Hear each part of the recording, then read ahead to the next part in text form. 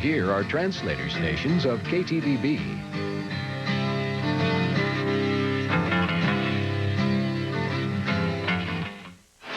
The Browns have won the toss, and they'll be receiving to start the game. Don Criqui with Beasley Reese. Jason Elam, a long-range kicker, is ready to boot it off for the Denver Broncos.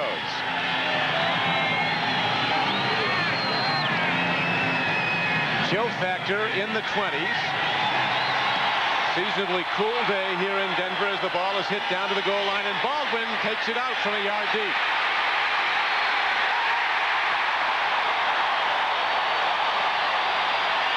So Randy Baldwin of the Browns, one of the NFL's best kick returners this season, gambles taking it in his end zone, but gets it back only 16 yards. So the Browns will start at their 20, at their 15-yard line.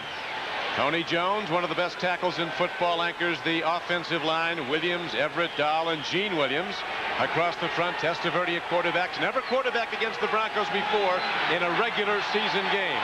Mark Carrier's not starting. Rico Smith is, but Carrier will be in there a lot as a wide receiver.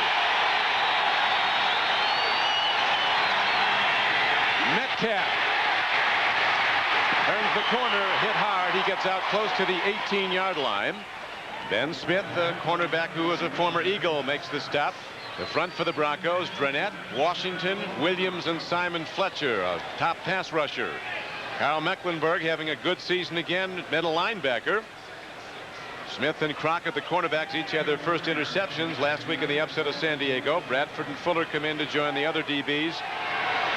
There is Kyle Mecklenburg in his 12th year from Minnesota.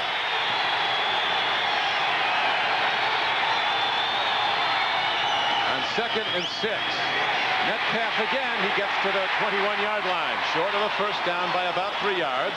Elijah Alexander, an outside linebacker, brings him down, along with the strong safety, Rondell Jones, who is starting for the injured Dennis Smith.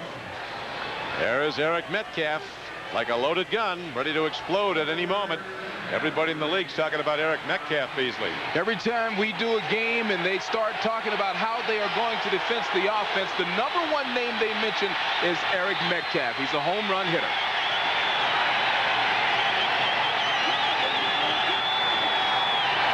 Third down and 3 for Testaverde and the Browns. Swing pass, and the defense is there to stop Horde, or did they? Let's see. Leroy Horde got the ball out to the 25-yard line, and it appears he did enough to get a first down for Cleveland. A tremendous effort by Leroy Horde, who's having a terrific season for the Browns. Bradford tackled him, but it looks like he's got the first down. He does. Well, when you talk about second effort, you know, we were just talking about Metcalf. Metcalf said that Horde should be the one that everyone pays attention to. Great second effort gets the first down. So the Browns move the chain markers, get the ball to their 25. New formation on every play for Cleveland offensively. Metcalf again. And the Browns are unable to get much on the run. There's a fumble on the play. Let's see what the official signals. Denver saying they have it. We haven't seen a striped shirt say it yet. And apparently he's not going to, Beasley, because the Browns offense is staying out. Well, nobody wearing a striped uniform said anything. He did fumble, but apparently he was Pick down. up number 21 in the crowd. That's Eric Metcalf. Watch as he comes down. The ball is coming out of his hands, but that's in such a tight crowd that the officials couldn't see it.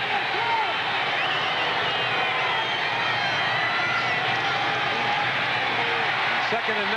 A hard throw. It's almost picked off. Testaverde guns the ball in to Terry Metcalf, and Ray Crockett had his hands on it. He had an open track to the end zone if he caught it. That brings up 3rd and long for the Cleveland Browns. Boy, it could have been a jog to the end zone. It's one of those balls that flashes in your face so fast. Crockett had the flat that time in his responsibility, and that's exactly where the ball was thrown. Denver has beaten Cleveland the last 3 years, all 3 at Cleveland Stadium. The last meeting here was in '90 between the Browns and the Broncos, and the Browns won that in the last-second field goal, 30-29. Testaverde in trouble. Simon Fletcher coming hard with the pass rush. His 3rd sack of the season, and Testaverde is down. And the Brown players are waving to get help out there as the Cleveland medical team hurries out to Vinny Testaverde, who, as you remember, was KO'd last week against Cincinnati and suffered the first concussion of his playing career. We talked to Vinny about it yesterday, and he said it was a tough experience. We'll watch again here, Beasley. Here's Simon right off the edge, coming just a quick slap on Gene Williams, and Gene Williams has been having a lot of trouble. We were told that in our meetings. So much trouble that they are preparing to maybe replace him, and maybe after that play they will. Testaverde's been a hard guy to sack. As you see, the fewest sacks allowed, San Diego and Kansas City. That was before today. Kansas City having a rough day at Buffalo. Cleveland allowing only 7 sacks of Testaverde so far. And Mark Rypien, a proven veteran who was a Super Bowl MVP at Washington and a 2-time Pro Bowl player. He's warming up on the sidelines as Vinny Testaverde comes off. But Rypien will not be coming out now because it's 4th down and Cleveland will punt the ball. Tom Tupa coming on the field to punt for the Browns, and the return man for the Broncos is Glyn Milburn. Number 22, a former Stanford All-American. Much like Metcalf. He gets the open crack.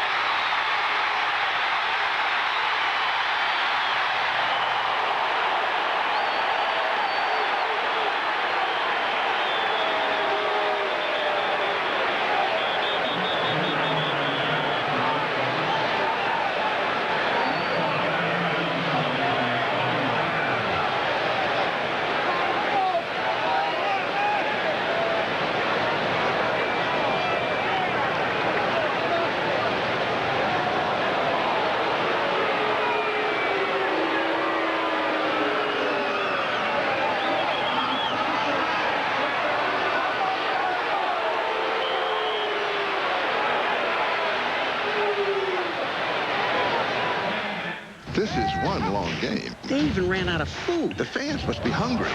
I'll tell you about hungry.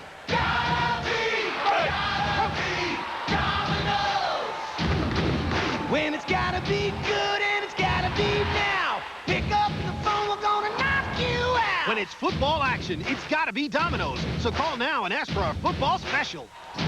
Did you see that?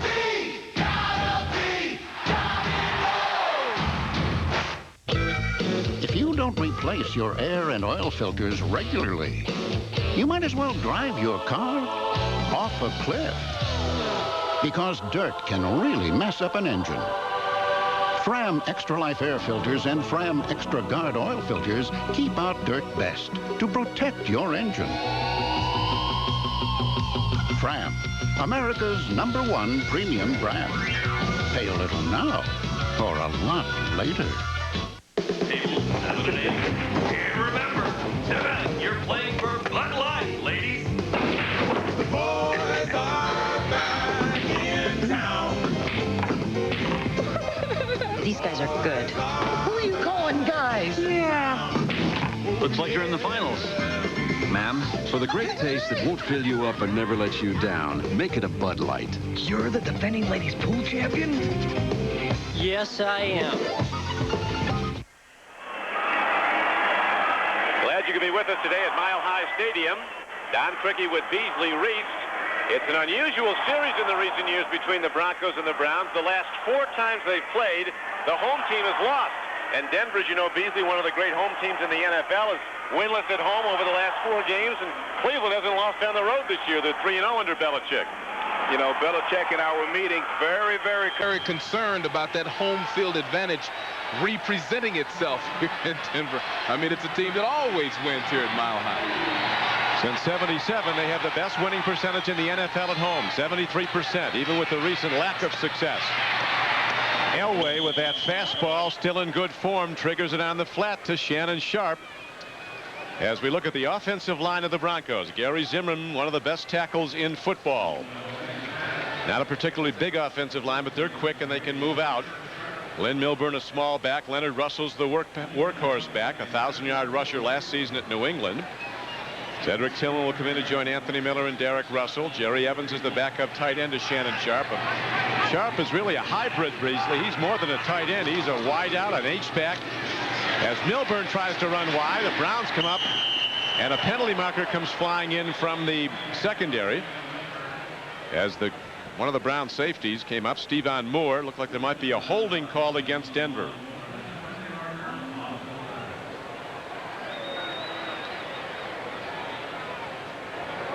We'll take a look at how the Cleveland Browns, with the lowest scoring defense and points allowed in the NFL, and they're on track to possibly set an NFL record. Burnett, Jones, Michael Dean Perry, and Anthony Pleasant across the front. The linebackers led by the great play of Pepper Johnson in the middle with 90 tackles in 7 games. Langham doing well as a rookie corner. Griffin is also. Eric Turner, a knockout tackler at free safety. Isaac Booth, a 5th-round draft choice the Browns are very pleased with. He comes in as the nickelback. Belichick, the Browns coach, knows this stadium and the environs well. He coached here with the Broncos in 1978. Elway telling us at the meeting the other day that they don't just dislike me in Cleveland, they hate me. They look at me like an axe murderer. And he said he likes to throw salt in the wound. He likes to beat the Browns if he can, and he's done it a lot. Elway dropping on 2nd down, out pattern, and a wrap and an open field tackle by Antonio Langham, just like they do it in the coaches' books, Beasley. Absolutely perfect balance, perfect position, and a hit so hard. Really, we heard it up here. Antonio is a big, rangy guy. In our meetings, I was surprised at his size. That's a super tackle. Look at that. Dallas comes back to beat Cincinnati. That's a great game. Giants and Lions in overtime, and the Eagles came back to beat the Redskins. 3rd down comes up. 3rd and 13. Elway from the shotgun. Here comes the rush. Pepper Johnson's coming. Elway firing long and incomplete. Gene Robinson, the all-pro free safety of Seattle, was telling us a couple weeks ago that when Seattle plays Denver, and they play them, of course, twice a season, whenever Elway scrambles, he breaks through the deep coverage because he's going long most of the time. You know, we were also told in the meeting by the Cleveland team that when Elway scrambles to his right, he is less effective. Metcalf back. The ever-dangerous Metcalf, who's returned 5 kicks for touchdowns in his career. Right up the middle goes Metcalf. There he goes. And Metcalf is all the way out to midfield.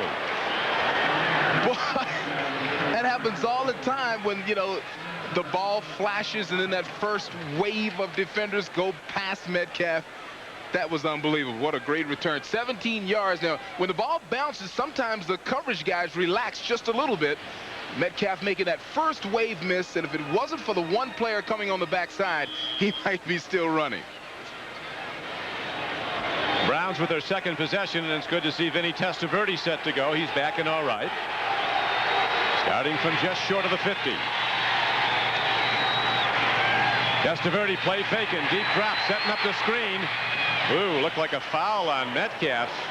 He was blocked away from the pass, but the official right there said it was clean, and so it goes as incomplete at 2nd down and 10. Very smart play by Vinny. The screen that he was trying to set up, it's the reason it looked like he was under so much pressure, wasn't available, so he just tosses it out of bounds. 2nd down coming up. That was Testaverde's 2nd throw of the day. His first was almost intercepted. Testaverde, despite the critics, is 9-4 as a starter with Cleveland.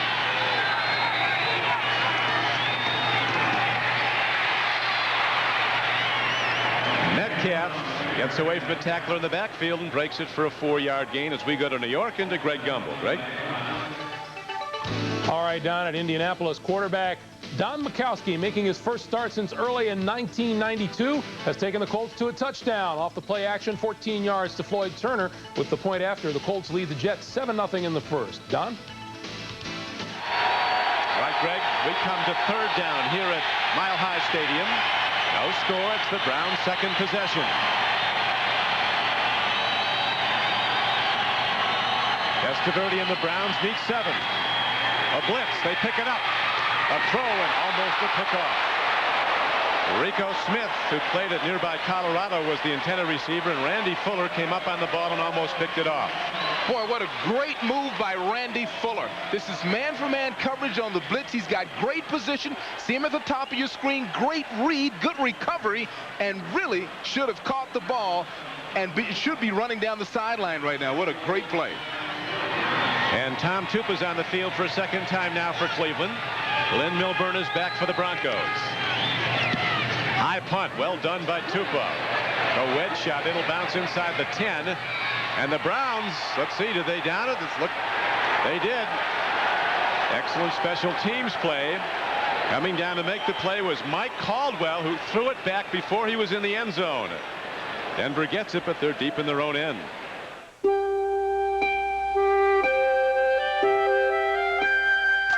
To you by Oldsmobile and your authorized Aurora retailers. By Liberty Mutual. At Liberty Mutual, we're facing the issues that face our customers. By Domino's Pizza. Call now and ask for our football special. It's gotta be Domino's. And by Starter, authentic apparel and headwear of the NFL.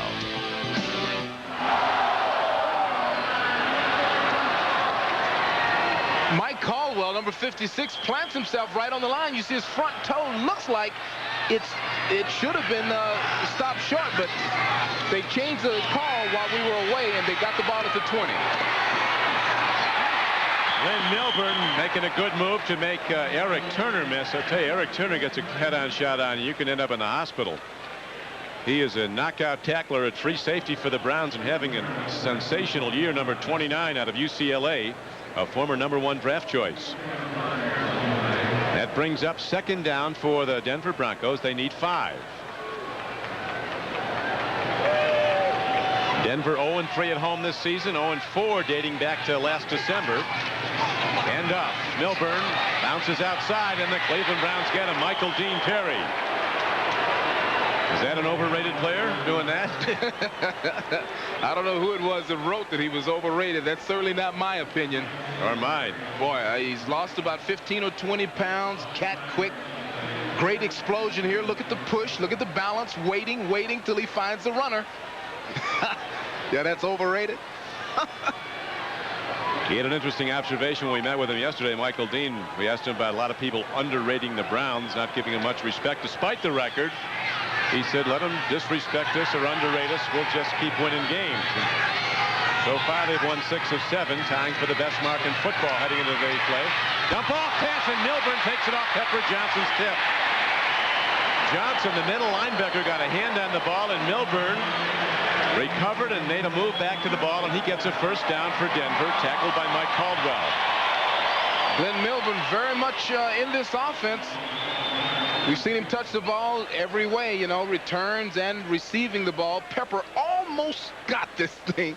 Glyn alertly making the catch.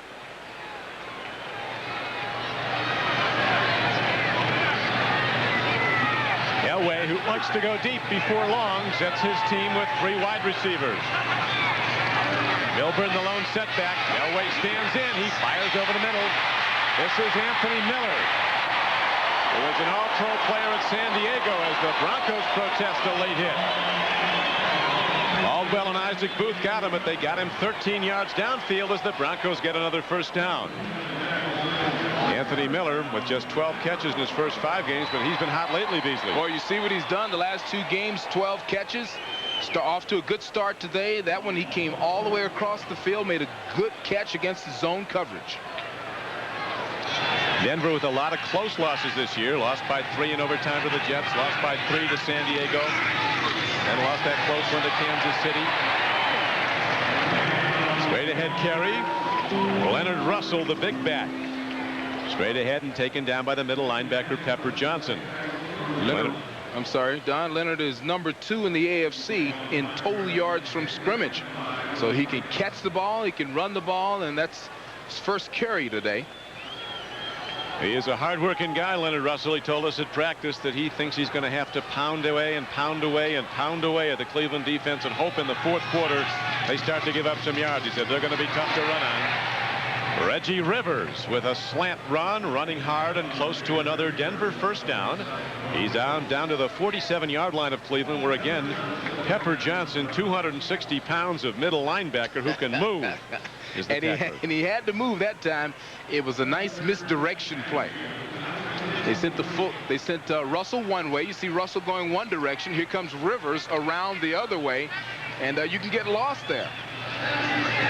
Pepper played on 2 Super Bowl championship teams with the Giants, as did another outside linebacker for Cleveland, Carl Banks. 3rd and short. Reggie Rivers working hard. He needed to get down to the 46-yard line. As the linesmen come in to spot the ball, it'll be very close. He might have it. Anthony Pleasant, the lead tackler, along with Stevan Moore. And now one of the starting tackles, Freeman, Russell Freeman's coming up. He took a shot in the head coming to the Denver bench.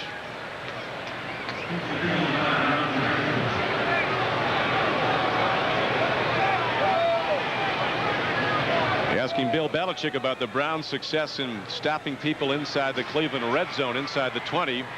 Said one of the things is you got a lot less field to cover, and we're not going to let them run it. They're going to have to throw it. That number 1, don't let them run it in. Number 2, if they decide to throw it, they're throwing it into a reduced area, a shrink zone.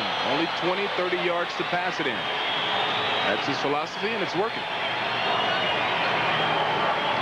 These two teams know each other well, having played so many times in the recent years. Don Maggs now comes in to play right tackle for the Broncos, while Freeman goes out. The carry, as you see, just short of the first down, so that brings up 4th and less than a yard. And Wade Phillips, needing wins, is going to go for it early in the game. No score, 5:15 to play in the first quarter. We're told that Russell Freeman took a finger in the eye, and he is expected to be back in the game. Elway comes in, completing 62% of his passes. Don, this is a gutsy call. You're right at midfield here, and they're going for it. 4th and about a half a foot. Elway likes to run it in a lot of these himself on a quarterback keep. This time he hands off, and Russell crashes ahead, but a penalty marker comes in.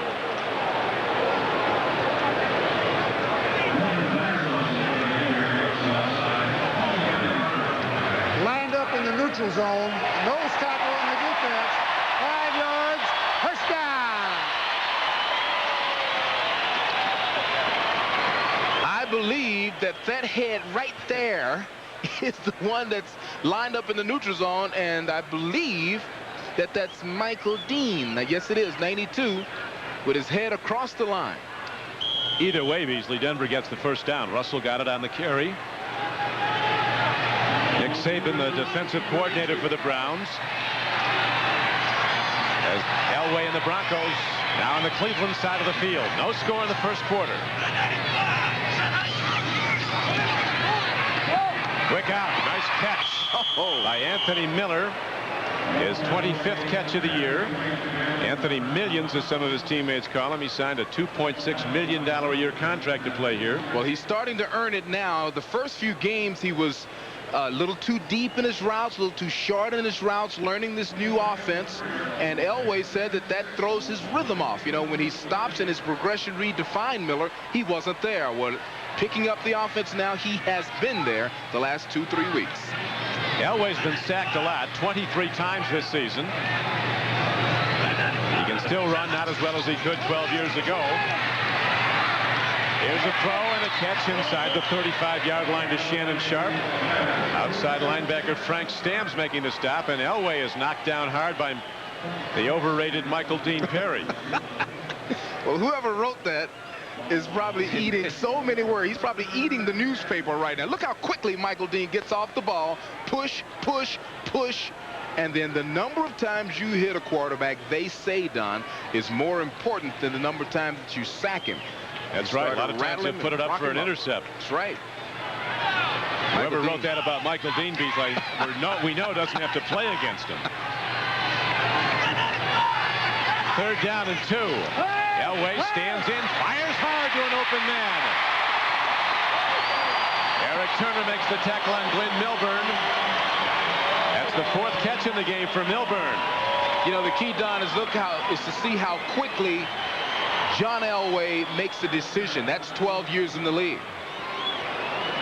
I mean, he recognizes who's going to be open. He recognizes that Pepper Johnson was trapped by the defense that they're in on number 22, Milburn. Quite the mismatch, and Elway found him right away.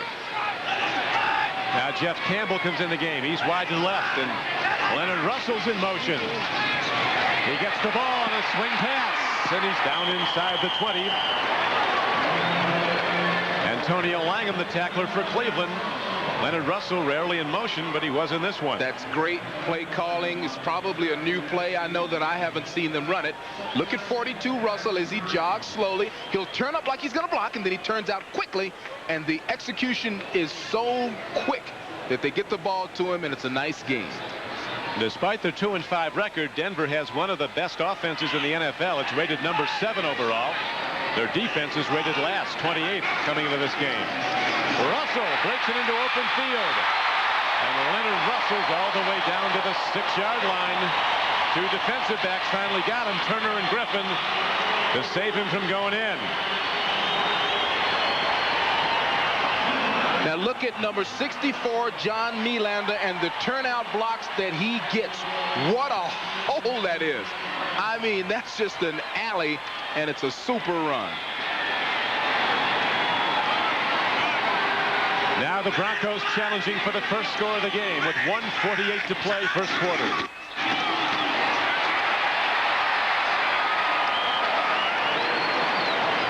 Leonard Russell crashing at the Cleveland defense. Russell with both arms on the ball. He had some fumble problems early last season at New England. Bill Parcells, the coach, told him any more fumbles you don't play. He immediately stopped fumbling. Once again, they ran that ball again for the second time over John Nylander and Dave Widell, 69 and 64, 79 and 64. These guys are doing a heck of a job on the middle to left side of the offensive line of the Broncos.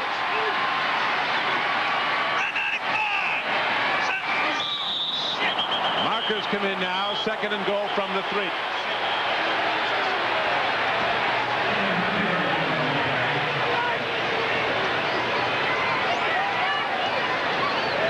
Rob Burnett may have jumped. We'll see what Red Cashin has to say.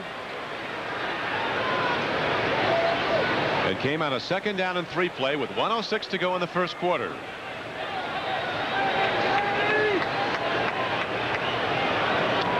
Let's see. Man, he got a legal procedure. Number 75 on the offense. Personal foul, unnecessary roughness. Number 58 on the defense. By rule, we penalized half the distance to the goal. First down. Wow. So the offense jumped, but they got Carl Banks on a personal foul, and it's a first down for Denver. See if we can find Banks. There's a push by Banks right in Evans's face. And boy, that would have been a great opportunity for the Cleveland defense to back him up, but a veteran making a big mistake there. Big mistake. So the nose of the ball almost at the 1-yard line. Two big backs in the game now for the Broncos, Leonard Russell and Derek Clark.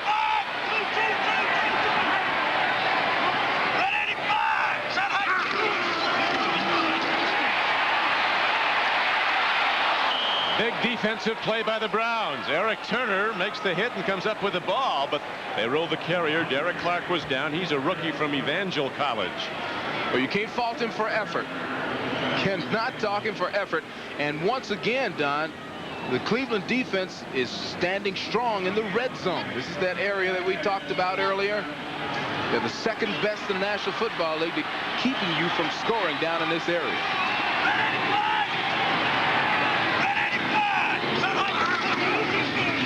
Elway looking to run it in. He pulls, and he's got an open man. Jerry Evans, the backup tight end.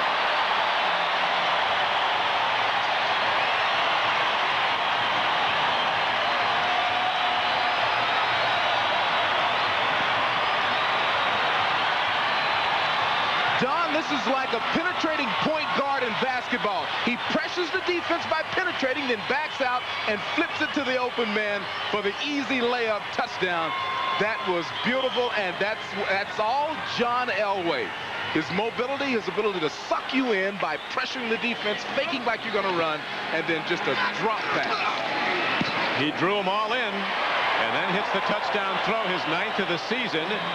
Fans in Northern Ohio may remember Jerry Evans. He was a standout at the University of Toledo. Penalty marker down on the point after try with 17 seconds to go in the first quarter. 12 men on the field by the defense. Point is good. 5 yards on the kickoff. Well, that's one way to stop it. So the Elway offense puts up points. It's twilight. Sunroof's open. Next Sunday at 12:30 Eastern, a great doubleheader on NBC. Natron Means and the San Diego Chargers take on the Atlanta Falcons, or the Colts face the Dolphins. Then Bledsoe and the Patriots meet the Browns, or the Jets host the Bills. We're ready to take a bite out of the Big Apple. Or regional action next Sunday. Number 50, Frank Stamms, is in perfect position. He recognizes that it's a play fake. And as we roll it, you'll see him move to the tight end, Evans. He's got him. Then when Elway pressures up, he comes off of him, and it happens every time when you've got a good running quarterback. That was the 15th play of the drive, an 80-yard drive. Elway to Jerry Evans on the payoff end, and the Broncos take the lead. Denver coming in as a field goal favorite here on their home field. Jason Elam into the ball, and he kicks it off deep. Baldwin won't bring this out as he's cautioned by Metcalf to down the ball. Cleveland goes in offense when we come back. Liberty Mutual Insurance presents Legends of the Game. He was a natural-born leader with a giant heart and potent right arm. With over 30,000 yards passing and 199 touchdowns, this passer holds a score of Big Blue records. Who is this legend? What is it? Can I borrow the car this evening? Hey, Mom, let me take the car, okay? No. The issue is teen driving. It causes collisions between parents and teens before they ever get behind the wheel. So Liberty Mutual created a teen driving video. Helps open doors and minds. Pick up the video at your local Liberty office so everyone's safer on the road and at home. Liberty Mutual, facing the issues that face our customers. Phil Simms resurrected a floundering franchise by leading it to its first world championship in 30 years. A true legend of the game.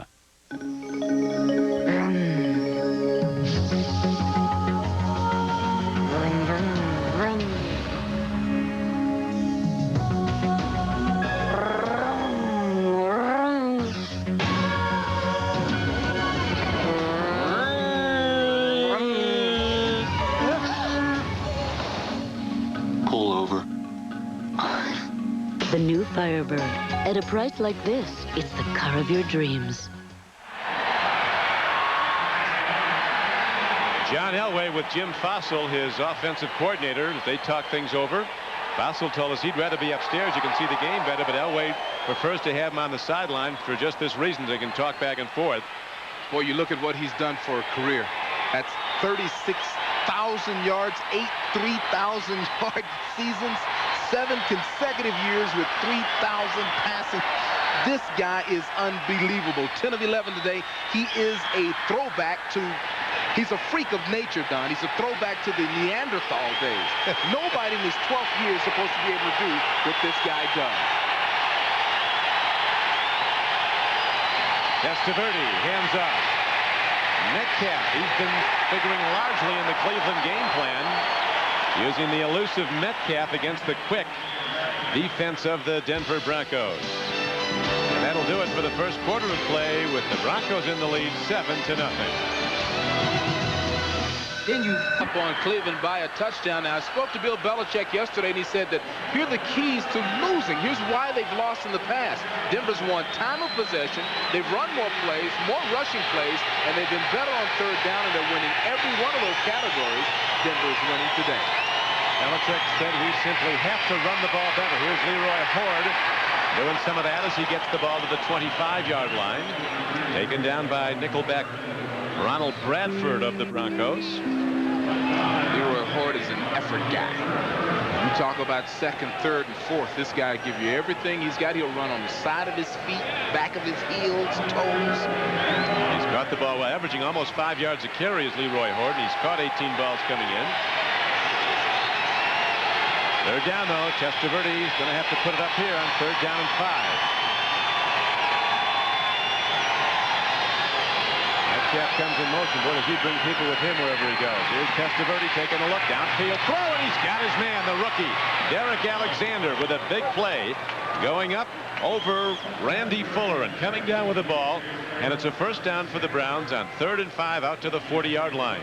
Now, it absolutely doesn't get any better than this because Fuller had excellent position. The ball is a little bit late. See, the ball should have been coming. And then look at that. It actually ends up being a good throw. Great catch. Alexander with the big hands. You see how he balances the ball with just one big paw. He is a top rookie. That was his 24th catch in his rookie season, averaging almost 18 yards a catch, as you see. Testaverde pitching to Metcalf on first down. He's going to throw it. He's got an open man. It's Alexander, and he drops the ball at the 30-yard line. Perfect execution, and Alexander, after a terrific catch going up in the air, drops one in the open field. Doug, what kills you there is that they practiced this play all week. This is one you can pull out of the box one time. You got one shot at fooling the defense with this. They fool him. It's set up perfectly. The throw is on the money, and he lets it go to the ground. I don't care what Derek does today. He will never forget that drop, not the rest of this week. He might have looked at the sideline to make sure he was in. He took his eyes off it, obviously. Yes. And that brings up 2nd down and 10. I'd run it again. Here's Testaverde with a deep drop against the big right. They set up the screen. Hoard breaks the tackle. Head down, and Leroy Hoard gets to the 50-yard line. He has a Cleveland first down. A big strike put on him by Rondell Jones. And one thing about Leroy, he's not going to run out of bounds. And really, one man is not going to tackle him. You'll see here in this replay that one man has an opportunity. A great opportunity, but look at that balance, look at that effort. And he's not going to run out of bounds. He'll take the lick. Yeah, that is a lick for the... But did he take one? Wow! Took one for the team. But got a first down. Rondell Jones is a courageous story. We'll tell you about him. There's a handoff to Metcalf going wide again. The blockers are there, and Metcalf weaves his way into the Denver defense and ahead for a gain of 4 yards on first down. Gene Williams leads the blocking, number 62. Atwater was the tackler for the Broncos. Gene Williams got out front very quickly. I misspoke earlier in the game. I said Gene Williams was having trouble, but it was Wally Williams who's been struggling. Gene's been playing very well. He gets outside this time and seals off the corner. Metcalf almost makes a play out of it. Rondell Jones underwent off-season surgery to have his thymus gland removed. Same kind of an incision as open heart surgery to hold the thoracic cage open. Here he's back taking hits like this. Here's a swing pass to Hoard. Beautifully done by Testaverde and by Leroy Hoard. And they break the big gainer. Elijah Alexander runs him down as Hoard catches his 3rd of the game. Here we go again. Nice play fake by Vinny. You see how he sticks it in, takes it out. You know, these execution plays because they happen so quickly, the defense simply can't react to it. So the Browns offense starting to execute better now. Denver leading the game. The Broncos with a well-conceived 80-yard drive. Elway throwing for the touchdown from in close to Jerry Evans.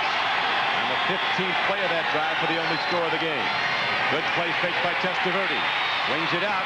He's a little bit long for his tight end, Brian Kinchin. And that gives us a chance to go back to NFL Live in New York and to Greg. All right, Don in Los Angeles. And here at Mile High, 11:58 to go in the first half.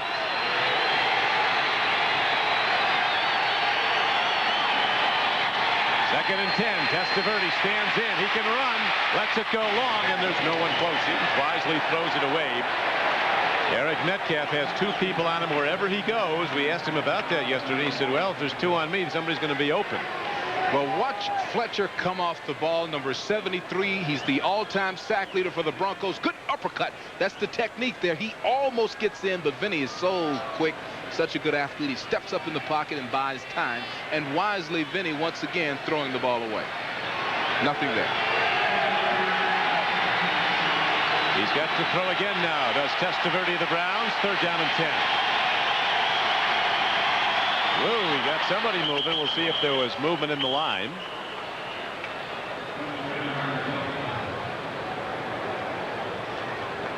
Once again, the officials meet. Browns think it's against Denver, but Vinny might have got him. Offside, middle of the line, defense, 5 yards, still 3rd down. He didn't get one, he got them all. Watch this. Okay, focus in on this, and Don, your great quarterbacks will get themselves about 2 of those a game. That's a great job in a key situation. Now it's only 3rd and 5. The good ones get them once or twice a game. Leroy Hoare's been a positive factor for the Browns. 3 rushes, 1 reception, a total of 33 yards. 3rd and 5. Testaverde on a called rollout. Takes a look.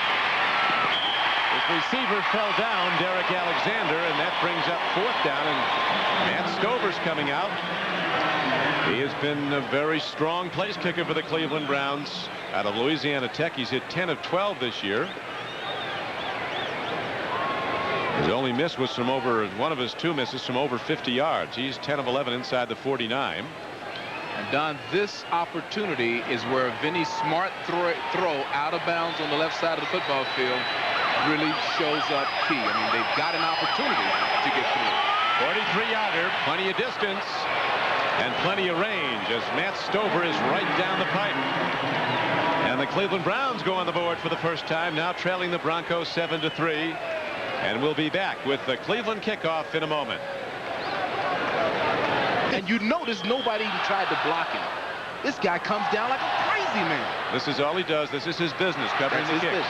And that's why he's an all-pro at it. You see that stuff he's got painted around his eyes like a raccoon? He means business. Elway played faking. Fires the ball out. Great throw by Elway, and here's Milburn in the open field. John Elway looking sharp as he triggers it out to Milburn. Stevan Moore makes the knock out of bounds play, but 21-yard downfield is the play, and a 1st down for the Broncos. Watch John. 12-year man. Boom! Just a flick of the body. It's almost like a great golf swing. Just a good body rotation. He throws bullets to the sideline. He throws the long sideline pass better than anybody in the game, and still does it after 12 years of getting banged around. Russell trying to go right, and Mike Stams is there to get him. Stams from Akron, Ohio, grew up a lifelong Cleveland Brown fan. He was a co-captain of Notre Dame's last national championship team in '88. You know, Frank Stams made the tackle, but number 28, Don Griffin, came up and just absolutely leveled the blockers. Great effort by him taking out the lead blockers, and then that left Stams with nothing but a little cleanup work, a little mop-up work. And a loss on the play makes it 2nd down and 14 for John Elway. So he aligns in the gun with 3 wide receivers and Glyn Milburn in the backfield. Here comes the rush. Elway triggers it down. It's almost picked off by Moore. Shannon Sharp, who loves that post pattern over the middle. Elway didn't have quite enough elevation on the ball, and Stevan Moore went high and almost came down with it. You're going to see that throw, that particular pass, over and over. Cleveland runs cover 2. That means that the 2 safeties have half the field, and there's a natural seam right up the middle and up the sidelines. Elway's going to try to hit Sharp right up the middle 2 or 3 times today. If he hits it, it's 6. Elway had completed 9 out of 10. Broncos leading the game 7-3. He needs a big throw here. It's 3rd down and 14. Cleveland coming with a 3-man rush. Elway going deep. What a play. Anthony Miller is inbounds, and he's down to the 25-yard line with a stride on Isaac Booth, the rookie, and an absolutely brilliant throw by John Elway. But look at it down the sideline. That's the coverage I was just talking about. The natural availability up the sideline and right down the middle of the field. That time they go up the sideline, and it has to be a perfect throw. It has to be a perfect route, and they got them both. Miller and Elway are in sync. Biggest play of the game, and the Broncos now go 1st and 10 from their 25-yard line. Leonard Russell cutting back. Ball's on the field, but he was down. See what the... tell you what, that official's in there digging in there like there's a question. That's right. He's not digging up in there. He's not so sure as I am. Look at that. Look. Cleveland has the ball. Holy cow.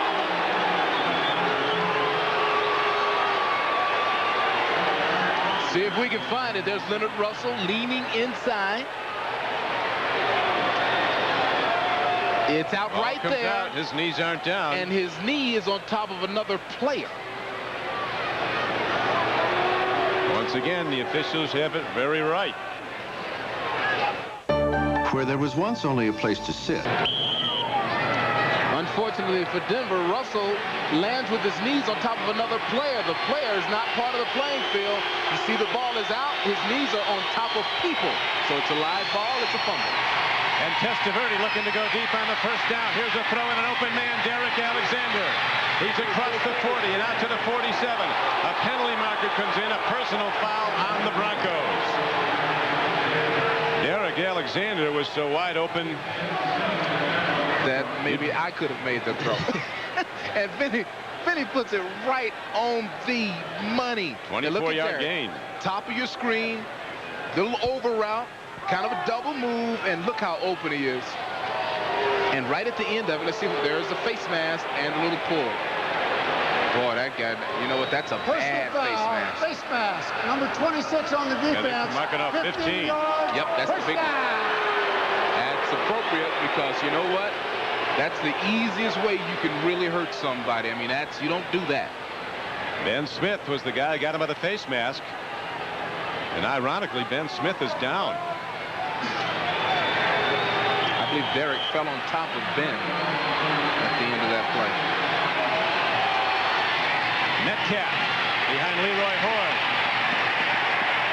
Broncos with excellent quickness in their defense. As mentioned earlier, they're not one of the big defenses. They're one of the fast ones. Well, Mecklenburg, at his age, stringing this play, chasing this play all the way to the end. Down in our meeting, remember he said that he never was an athletic player. So when he got old, losing athletic ability didn't hurt him because he didn't have any in the first place. Yeah, he said, I know where to go. He said, I knew where to go when I got here. That's how I made the team. And he knew where to go. He said, I'm not fast still, and I still know where to go. That's how I can make plays. He made that one for a gain of only a yard. Alexander on an end around. Broncos with excellent defense. In position all the way were the Denver Broncos, led by outside linebacker Elijah Alexander, number 58. You know, that time Rico had a little seam. He's definitely not a running back. He had a little opportunity there that he didn't take. It happened very early, like he would have to turn it up right now. He dipped it and dipped out. And see, when you're not a running back, you dip out. The running back would have dipped that in and tucked it and maybe gotten about 4 yards. The Browns and the Broncos with a history of some sensational meetings, and recently home field hasn't meant much. The last 4 times the home team has lost. 3rd and 10 for Testaverde. He gets time and stands in, lets it go long. Incomplete and very nearly picked off. Keenan McCardle was the intended receiver, and Ronald Bradford made the diving attempt at an interception, and the Browns sent out 2 for their punter. A tremendous amount of pressure on Vinny Testaverde right here. It's really coming from the right side, falling around his feet. And boy, that was almost one of the classic great interceptions. I mean, that was a great effort. Tupa back at his 48-yard line. Glyn Milburn back for the Broncos at his 10. Tupa hits a high punt, bearing towards the end zone. This time the Browns can't keep it out. It'll come out as a touchback at the 20. So with 8:02 to go in the first half, it's 7-3 Broncos.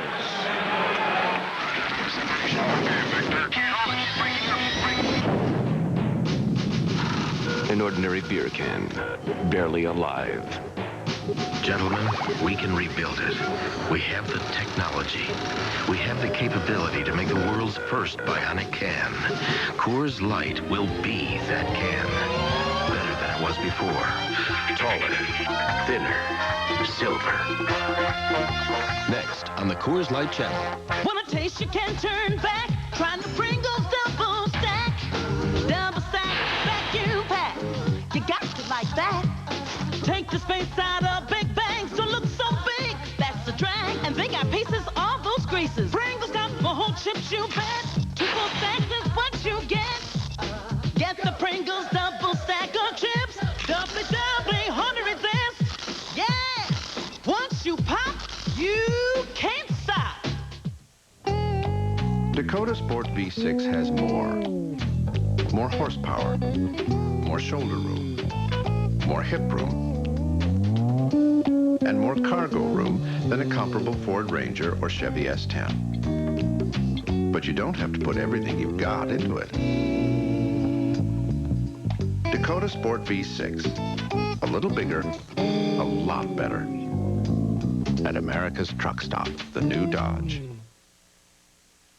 Today on NFL Live, we asked Mike Ditka about quarterback safeguards.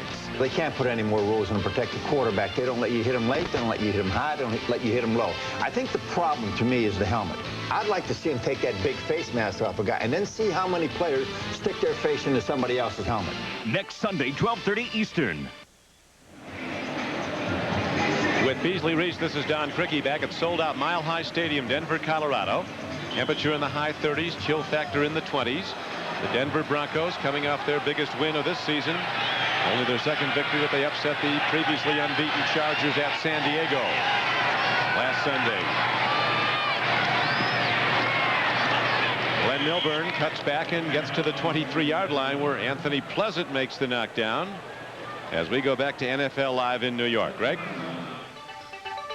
Down in San Diego, the Seattle Seahawks have scored first. Chris Warren, a 9-yard burst right up the middle and into the end zone. 7-0. Seattle leading San Diego. That is now in the second quarter. Don and Beasley, back to you. As we go to live action, Elway on the run and for big yards. John Elway on 2nd and 7 breaks it ahead.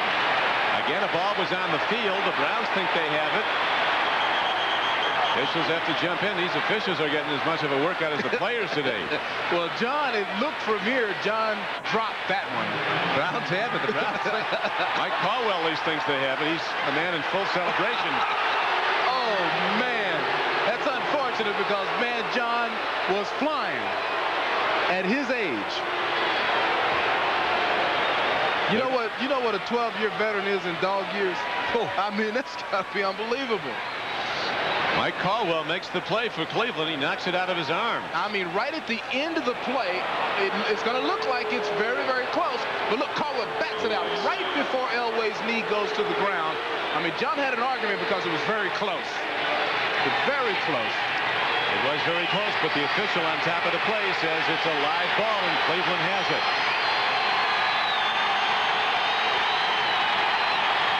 Testaverde looks and throws. Incomplete. He came in a little short to Rico Smith. Getting the start for Mark Carrier. Very nearly a first down reception. It'll bring up 2nd down and 10. Look at the very end of this play. Now, they respect Rico Smith's speed. He's got tremendous speed. DB is way off of him, but the pass is too low and inside. And you see clearly the ball scoots on the ground to his stomach. And it is not a catch. Browns going for their 6th win in a row. They've not won 6 in a row in 22 years. Testaverde takes a look, swings it out. Leroy Horde has it. And crashes ahead to the 30-yard line of the Denver Broncos, where Mecklenburg brings him down. Leroy Horde catching his 4th pass of the day. Leroy basically does everything well. You see him sneak up into the line. Look at Testaverde as he draws alignment to him. And really, that's just good effort to get as much as he got out of there because he was actually very well played by Denver. Again, it's a throwing down for Testaverde in Cleveland. Browns need 5. They go to the run. Leroy Horde gets close, but not nearly enough. He's about 1.5 yards short, and that'll bring Stover back out. The decision there, Don, was to just, gain as much as we can and set it up for the field goal. I don't believe that they thought they could get those yardage on the ground. Enough for the first. So Belichick saw his kicker, nailed one, knew he could get another 3. Yeah, they position the ball, as you pointed out, Beasley, to the right because a right-footed kicker, Stover, he draws the ball right to left. Yep. So they set it up for this kick. Let's see if it was a smart call. 45-yard attempt. Again, Stover has a lot behind it, and you can't hit it straighter. So the Browns capitalize on the turnover, an inch closer as they now trail the Broncos 7-6. There's an unusual couple, and they're 2 darling youngsters. Bronco fans with children on a nice day out at the stadium. Here's Matt Stover. He's done his job well. 2 for 2 on field goals for the Browns. Points in the game as they trail by 1. A short kickoff. Butler by Note out of Ohio State runs it back, and he's cut down at the 18. And the action is fast and furious this day. We're going back to Greg Gumbel in New York. Greg? All right, Don, in Indianapolis, one for the veterans. 33-year-old Boomer Esiason, the 36-year-old Art Monk. 22 yards. Monk's first touchdown as a member of the Jets cuts the Colts lead in half. It's 14-7 Indy, under 5 minutes to play in the first half, Don. They're tight here at Mile High Stadium. 7-6 Denver. They scored to open the game on an 80-yard, 15-play drive on their second possession, actually, down the field. Elway throwing to Jerry Evans, a backup tight end, from in close. The Broncos have fumbled the ball away twice. Leonard Russell. Cleveland, big, tough defenders led by Pepper Johnson. This Cleveland defense is not only well-schooled and in synchronization, always in position. They've got tough guys. They beat you up as this game wears on. People start to back away a little. No, we talked about Pepper after he left our meeting. This guy has spent a little time in the weight room, folks. He's thick. That's a fine-looking linebacker. 6'5", 260. And up, Milburn breaks it. Glyn Milburn, like the man shot out of the cannon at the circus, rockets ahead, and he has a first down for the Broncos. Tackled by Eric Turner. Great blocking up front by the Denver offensive line to spring the little guy. And if Milburn ever gets completely free, you're going to see about the fastest sprint you ever saw in your life, because this guy's a world-class sprinter out of Stanford. He's factored heavily into their game plan. He's been getting the ball a lot. Elway stands in, fires to an open Shannon Sharp. He's out to the 40 and close to a first down. That's his 3rd catch of the day. John is still one of the most accurate passers in the league. I mean, when he's got a clear shot, time to stand and pitch, it's going to be on the money. I mean, nothing has changed in all these years. Look at that. If he's got time, if he's got an alley, it's complete. And the guy doesn't have to be open long. It gets there fast. It's all the release. Watch this body movement. Just a little boom. It is so compact and so fast. You know, Marino, Elway, those guys, when you say quick release, that's a technique just like a good golf swing done. This guy seems to enjoy this game, doesn't he? He's always got he's happy. I mean, if I had those numbers, wow. Yeah, if I could throw like him and I had as many car dealerships as he has here in Denver, I'd be happy too. John's going good, you could say, huh? So I think things are going well. And you know, when he does his commercials, the don't buy from the guy across the street is John. Yeah, he's he's his own competition. Yeah. He's in the shotgun on 1st and 10. Browns coming with a big rush. Elway fires it out pattern, and Milburn making a big play on the ball. Gets out of bounds. He's already caught 6 passes, Glyn Milburn. Now, I don't want to beat this in the ground, but that was a great throw. It was. I mean, this guy had to catch a tough snap. Watch the snap he has to catch. It's high and fast, but he throws his hand. Now, watch as he looks downfield, and then he had to just get rid of it right away. Okay, now. And that ball got there. That was nice. And he led his runner so that the receiver could just keep running. Milburn with 39 receptions this season, 6 today. Elway throws, and Shannon Sharp is open. Shannon Sharp with his 4th catch. Ahead for a first down. Here's a guy playing with 2 bad knees and 2 bad ankles. Well, I don't know what he's running on, but he's running well. And once again, look where John puts the ball. Are you kidding me? That's dead money. That's as good as you can do it.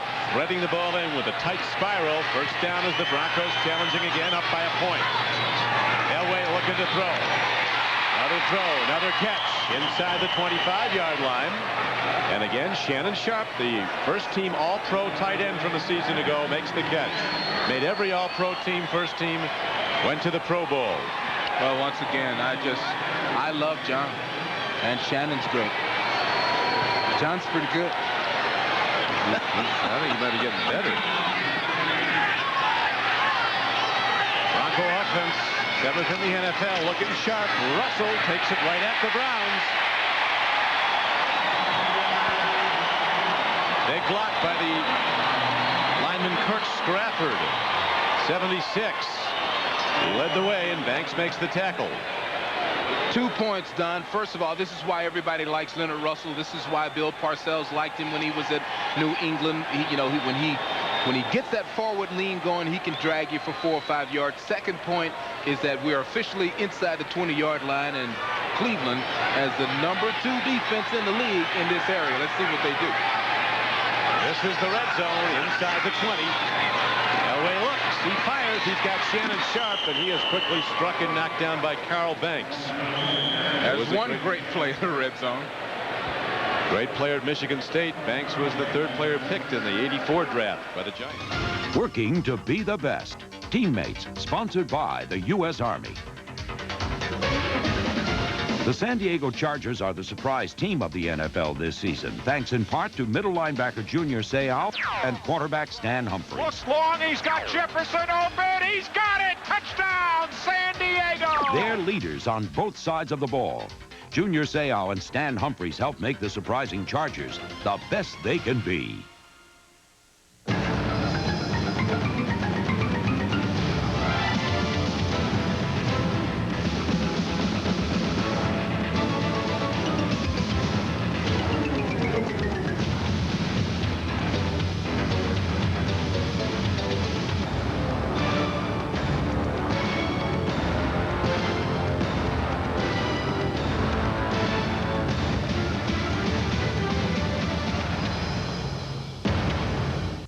Imagine a rent-a-car company that will pick you up right at your door. That's Enterprise. Call us. We'll arrange to come to you, take you back to our office, and you're on your way. Pick Enterprise. We'll pick you up. Coming through. Guys at the end of the road. Pardon me, pardon. Today's game is sponsored by McDonald's $2 conversion. Convert $2 into 2 hot, fresh Egg McMuffins or 2 towering, tempting Big Macs, but only for a limited time, so hurry. Coming back through. Big Mac backtrack, please. Play with the baby. Watch out. Remember last year's thrilling Breeders' Cup? Arcade comes flying on the outside, and he runs by Bertrando Kinsey-Chris. Here is Arcade to win it in an absolute shocker. He's 99-1. The richest day in thoroughbred racing returns to famed Churchill Downs, the Breeders' Cup, next Saturday on NBC. The Cleveland Browns are the #2 defense in the league inside the 20, and they've got to do it now. Take a look at the numbers. Their opponents have been there 17 times. They've allowed 6 of those tries to be TDs and 3 field goals. And let me tell you, folks, when you start stopping folks in there, you're doing a good job. Elway, 17 of 19 throwing the ball in this game. 1 for a touchdown. Swings it out. That's Milburn. And he gets out of bounds inside the 15-yard line. Don Griffin, former 49er, ran him out along with Isaac Booth. If you look at John Elway, he reads straight down the field, and then when it's not there, he goes to his #2 option, which is the halfback in the flat, and Milburn gets as much as he can. But this offense is a rhythm offense, and it's based on progression reads by John Elway, and he does it as well as anybody.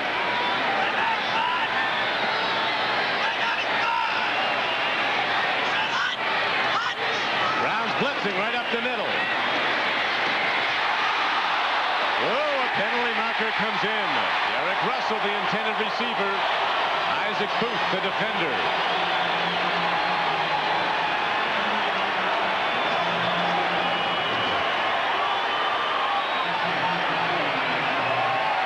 interference called against the Cleveland defense. Pass interference in the end zone. Number 36. Ball will be placed on the 1-yard line. First down. Oh, man. That's a tough call. I believe Booth shadowed him almost perfectly. How do they call interference on that? But it gives the Broncos first and goal. So that's a tough one.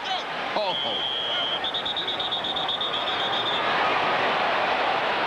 Well, the fumble Elway lost was borderline.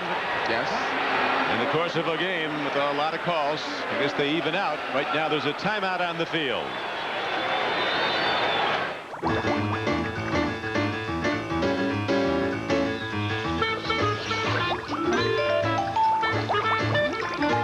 What tire do you trust in the wet? A tire that removes over 2 gallons of water per second from under the tread. The all-season MX4. Another engineering splash from Michelin. Michelin, because so much is riding on your tires.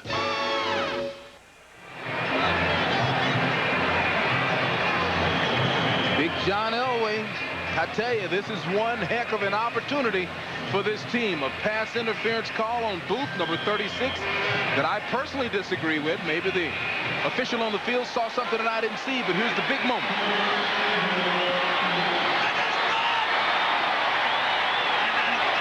Elway might call him solo. He goes to Leonard. Russell is over the top. And he's in. There goes the signal.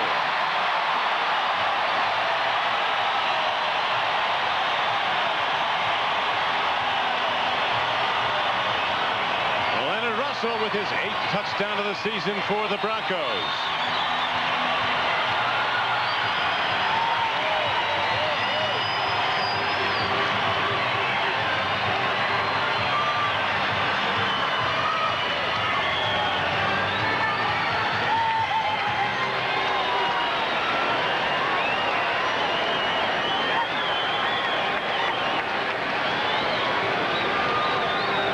Jason Elam on the field for the point after try. His second of the day. And you can credit that extra point being good to the holder, Campbell.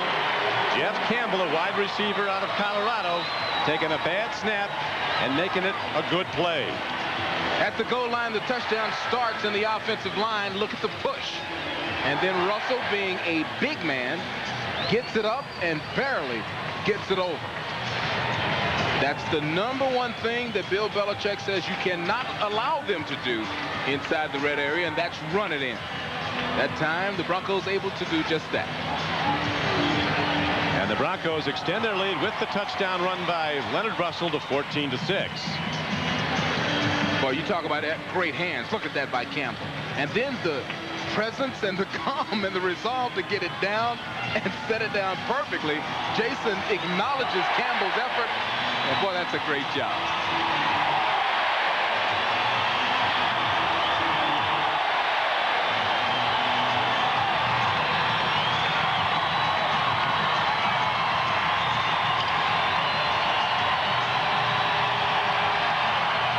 Rocky Mountain Thunder kicking in now as the Broncos fans, 76,000 strong, up and standing in salute of the Denver Broncos. 1:44 to go in the first half. Don, they are pounding their feet, and the vibrations are going through my whole body. Really. Like a mini earthquake. Elam kicks it down. Whoa, caught and lost. Picked up by Baldwin. And Baldwin, you go wide in this league, and it's over. Too many fast people to run wide. No, you don't be out running folks around the corner in the National Football League. You might do it in high school. Coming up at the half, it's the Domino's Pizza NFL Live halftime report. 1:36 to go. First half. Vinny Testaverde and the Browns. And now we have Mark Rypien coming out on the playing field, ready to quarterback Cleveland. Testaverde was KO'd briefly in the first quarter, you may remember, but he was up quickly and then came back on the next series. Mark Rypien was called on last week, and you see his numbers. 3 of 11 in the win over Cincinnati. After Testaverde suffered a concussion, we're told that Testaverde's being checked, but at the moment he's just standing and watching the game.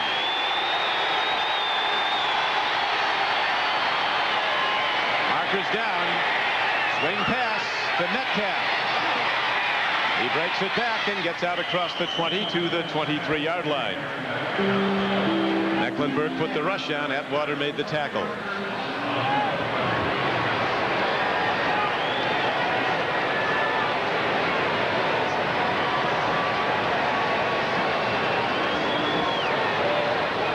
Don, you've got a new quarterback. Offside, middle of the line by the defense, 5 yards, still first down. You got a new quarterback. He's got a different cadence, a different rhythm, and sometimes that'll get you. That's exactly what it did to Mecklenburg. The ball is advanced out to the 24-yard line. Still a long way to go for Rypien and the Cleveland Browns.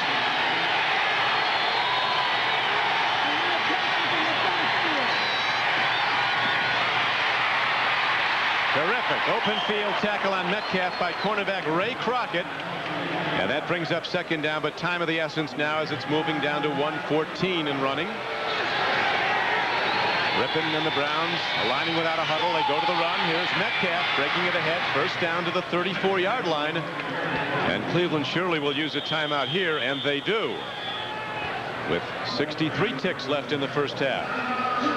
Belichick's Browns down 7-0. Rallied back with 2 field goals by Stover to make it 7-6, and then some big plays on the throw by John Elway. Got the Broncos in position for their second touchdown on a Leonard Russell 1-yard dive.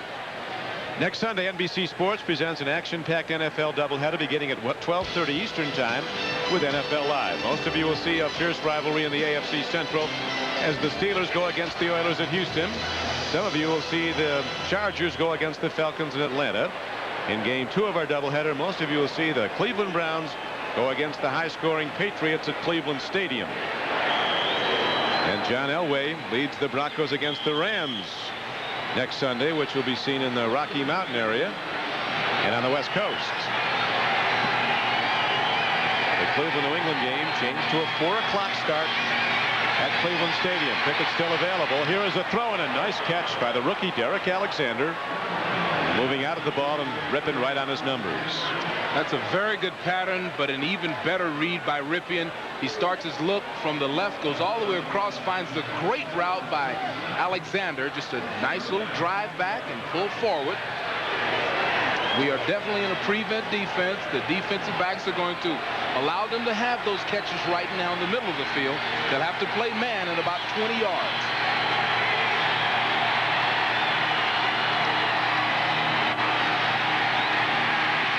Metcalf catching it below the waist. And again, a good open field tackle. Ray Crockett, a sure-handed tackler, brings him down.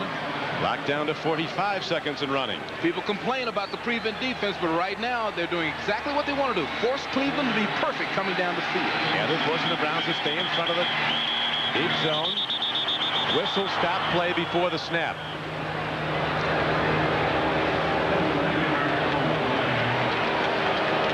And there's the end of perfection right here. Before the ball was snapped, false start. Number 62 on the offense, 5 yards, still second down. The clock should read 40 seconds. 40 seconds. Back on. We're told that Vinny Testaverde on the sideline has complained about dizziness, and it could be a lingering effect of the concussion he suffered last week. So Testaverde, in effect, taking himself out of the game because of the dizziness, and Mark Rypien now in, as the Browns try to get in at least field goal range, and they have time to do that with 40 seconds to go in the half. Well, Vinny was certainly playing very, very well. It had nothing to do with his play. And back to the moment that we're at right now, like I said, they force you to be perfect in the prevent defense. It will be a 10-second runoff because of the foul. Will the timer please set the clock to 3-0? Now he put 8 seconds on. Now he takes 10 seconds off.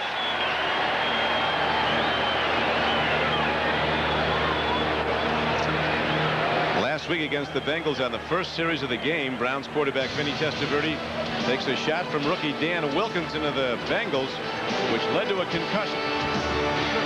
That was the first sack of his career for Big Daddy Wilkinson. And And the first concussion of his playing career, Vinny told us yesterday, for Vinny Testaverde. And Vinny played most of that, he played a lot of that game before he really realized that's the danger of a concussion. You don't know that you've got one. I mean, you're in a fog. Yeah. The only reason that you know you've got one is if you're lucky enough, and this is a weird thing to say, to be dizzy. Because some guys get a concussion and they're just in another world. They're just not quite thinking quickly and fluidly and clearly. Well, after the last Super Bowl, Troy Aikman had a serious concussion the week before against the 49ers. When they got back from Dallas, he ran up to some guy he didn't know. The guy told him later and told him he wanted to go shopping at the mall. Oh, man. When he got off the team bus. Oh, man.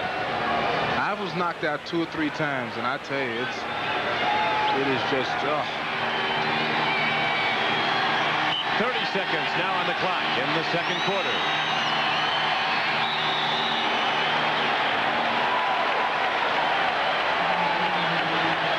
I believe that was Wally Williams raising up a little bit too soon. And like I said, there goes your perfection.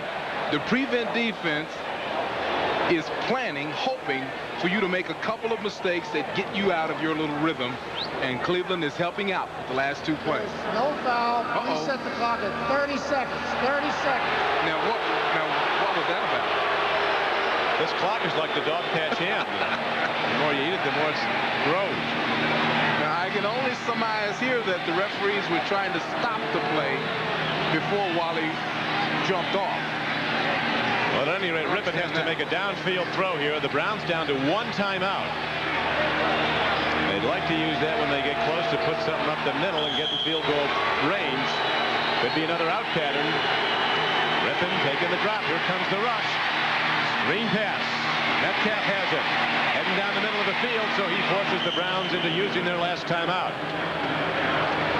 Now they're not using it. This is not great wisdom.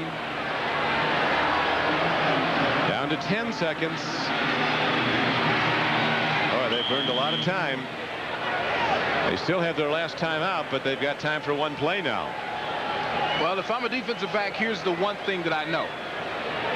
Steve Crosby, as the offensive coordinator of the Cleveland Browns, has got to throw the ball downfield, number 1, if I'm covering as a DB. And he's also got to throw it to the sideline so that whoever catches it can quickly get out of bounds. So it'll either be a shot toward the end zone. If it's not open, it'll be somebody deep on the sideline. That person told to get out of bounds. It's got to be an out pattern. They got 7 seconds. They can't afford it. Rypien takes a look. Throws an out pattern. And a marker goes down. He had to throw the out, and he did, but the clock is down to 1 second. Derek Alexander was in the general vicinity of the ball, but it came in low. Well, the reason that the DBs are all over this thing is because they know, like I know, exactly what Mark has got to do here. Well, any chance of a long field goal just left because there's a personal foul call for an illegal block against the Cleveland Browns, and that'll set them back way out of field goal range, even at Mile High Stadium. Foul, shot block. Number 21 on the offense. 15 yards, still second down. Got Metcalf blocking illegally. Left side of your screen, there's Metcalf. Watch him go low right there into the knee, and that's a very dangerous block. And that's the reason it's a penalty, because you can easily take a guy's knee out and dangerous career and put him in a lot of pain with that play. Well, that one last-ditch throw you're talking about, Beasley, is coming up right now. 1 second left. Well, this is like a freebie interception is what this is. I mean, a lot of DBs you can count on 1 or 2 interceptions a year based on this play. Rypien, now he goes to the screenplay. It's Leroy Horde running. Gets a lot of yardage, but the half will run out. As Horde gets to the Broncos' 35-yard line. So, behind some brilliant passing by John Elway, the Denver Broncos go to the locker room with a 14-6 lead, and now we join Greg Gumbel in New York. NBC. When it looked like we might get our property taxes cut by $140 million, Larry Echohawk opposed the tax cut and lobbied hard to get the governor to veto it. And in the state legislature, Larry Echohawk voted to spend $254 million more than the legislature approved. That kind of spending takes big taxes. Phil Batt's record is just as clear. Cut costs, cut government, cut taxes. He'll fight to bring spending and taxes under control. Leadership we can trust. Phil Batt, governor. It's time for friends to fly free on Southwest Airlines. Wake up and smell the coffee. And people are friendlier than ever. Just make reservations at least a day in advance and buy your round-trip ticket at Southwest's regular low unrestricted fare, and a friend flies with you, free, anywhere we fly. Joe, Dad, what do you think? Friends fly free on Southwest, the low-fare airline. Call 1-800-I-FLY-SWA. Thanks for watching KTVB Channel 7 in Boise. This is the Domino's Pizza NFL Live Halftime Report, brought to you by Domino's Pizza. When it's gotta be good and it's gotta be now, it's gotta be Domino's. Welcome back, everyone, and in this segment we'll concentrate on the early games today, beginning with the battle in Buffalo. And the Bills didn't make it much of a battle. They stomped the Kansas City Chiefs by a score of 44-10. And the Chiefs starting cornerback Mark Collins was carted off early in the game with a deep thigh bruise in the left leg. It was 7-7 in the first. Final play of the first quarter, Jim Kelly 23 yards to Andre Reed, who makes the catch, beating cornerback Jay Taylor, who had replaced Collins. It was 14-7 Bills, and the Bills just rolled from there. Thurman Thomas, the left side, 2 yards and a touchdown, 21-7. Halloween came early and often. 24-7 in the second after a Montana fumble. Kelly on the run to Reed again, wide open in the back of the end zone, 6 yards and a touchdown. Montana hit by Bruce Smith here, and his pass will just wobble into the hands of linebacker Cornelius Bennett. A dejected Montana walked off the field. He fumbled twice, was picked off once, just had a so-so day, 12 of 21 for 124 yards. Jim Kelly, however, had an outstanding day as the Bills improved to 5-3. The Chiefs fall to 5-3, and this one was Buffalo from the opening kickoff, Mike. Well, it's easy to see the stats, even that Jim Kelly had. They weren't great, but they were so effective because of one thing. Thurman Thomas ran the ball. You know, we talked about what the Chiefs had to do early in the game. First of all, they did not protect the quarterback. Montana had no time to throw the ball. The other thing they did is they did not play defense. They were very unorganized on defense. They couldn't stop the run or the pass, and that was their demise. The 34-point loss equals Marty Schottenheimer's worst ever as a head coach, 44-10, the Bills over Kansas City. In Cincinnati, boy, are the Cowboys happy to just get out of town with a win. 23-20 was the final score. The Cowboys had to come from behind. Easily the most exciting player on any football field today had to be Jeff Blake, the Cincinnati cornerback. Well, I tell you, you had to open a lot of eyes. Here's a kid that didn't have a chance to play until today, came in, third-string quarterback, and played outstanding football. Not good, outstanding. I mean, he threw the ball on the mark a number of times. The defenders for the Dallas Cowboys made a couple great plays to break up a couple other plays that would have been long scored. Jeff Blake looks like he can play, and I wouldn't be surprised to see him start for a few weeks over there. 247 yards and 2 touchdowns today. Darnay Scott caught 4 passes for 155 and 2 TDs in the losing effort. In the Meadowlands, they went to overtime, and the Lions beat the New York Giants today by a score of 28-25. Mike, these are a couple of teams that you just don't know what to think about them from week to week, but today it was the Lions outlasting New York. Well, it was a mistake-prone game again. There were enough mistakes in it for everybody, and it came down to certain plays and certain. Meggett made a great run on a punt return to tie the game up at the end of the game, and the Giants just couldn't get the job done. They couldn't hold them on defense. Barry Sanders broke a couple long runs. You know, to me, I don't understand Detroit, I'll be honest with you. If you got a running back like Sanders, run the ball to him. That's all I can say. Give it to him. That's 5 straight losses for the New York Giants. And at RFK Stadium in Washington, the Eagles edged the Redskins today by a score of 31-29. The Redskins fall to 2-7, and the Eagles improve to 6-2. Randall Cunningham threw for 173 yards and a touchdown. We will finish up here and have late game scores in just a moment.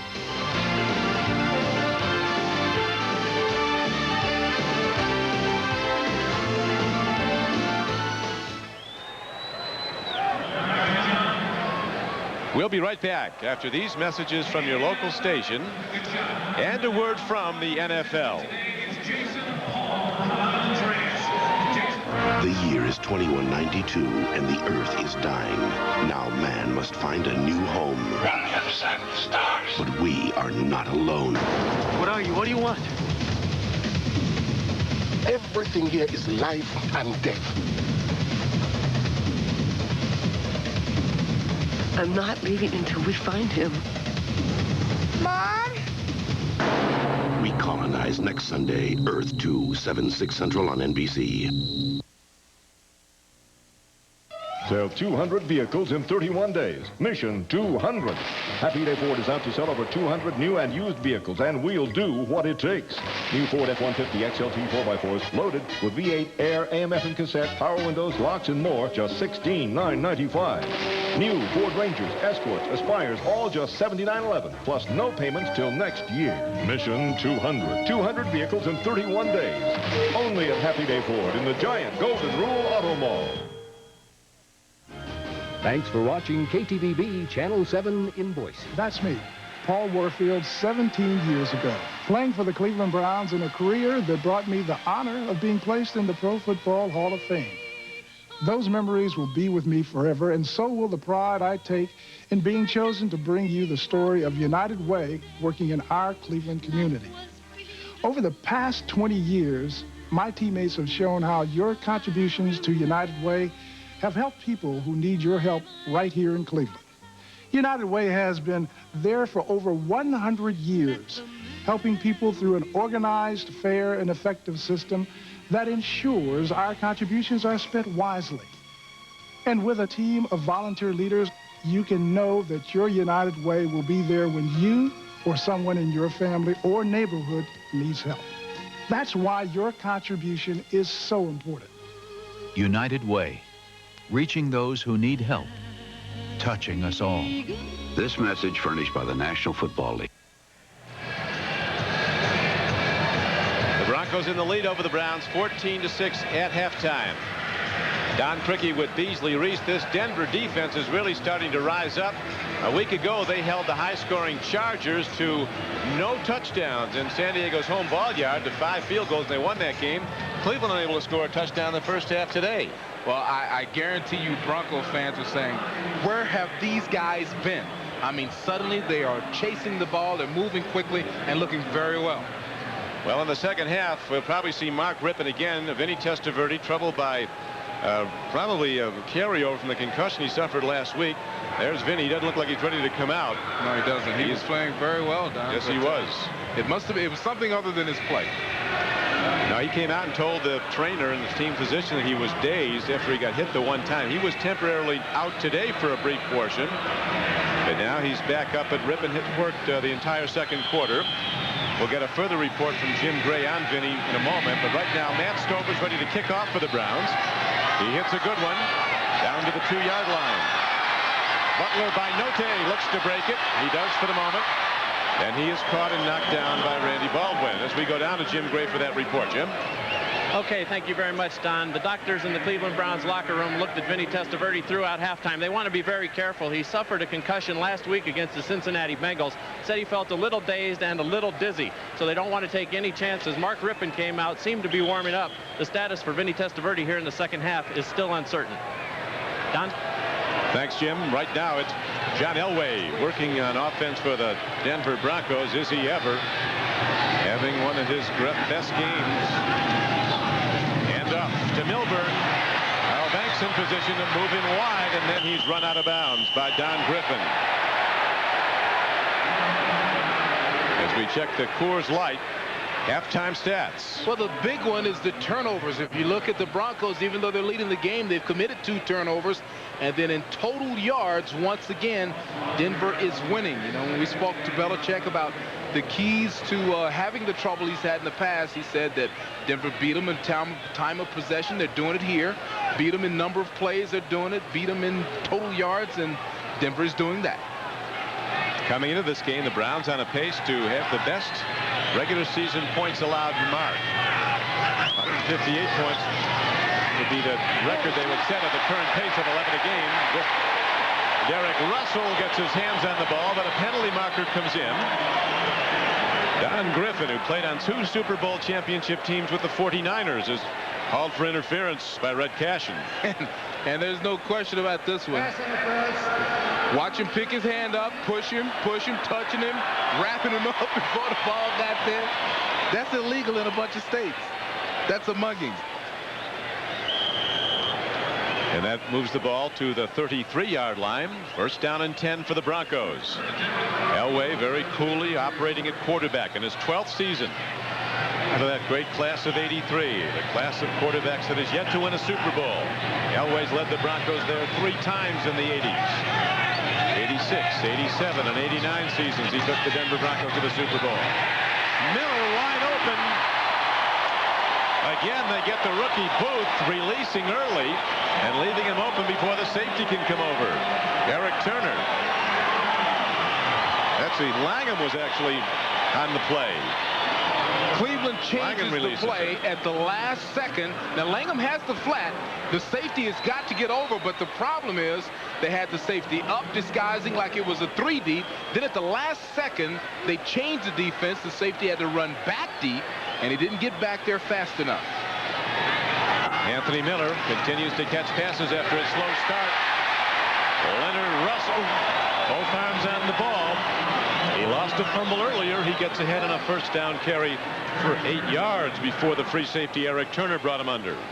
Well, this time, Don, when Leonard ran the ball, he had both hands over it. Even when he broke free, he kept both hands wrapped around the ball. He's making sure that he doesn't make that same mistake again. Miller this time goes wide left. Eric Russell is on the right flank. 2nd and 2. Russell. Burnett put a big stick on him, Rob Burnett, but he broke off it and got ahead. And it appears to have enough for the first down before Carl Banks brought him down. Leonard Russell out of Arizona State was a #1 draft choice of the New England Patriots. Had a 1,000-yard season a year ago for them.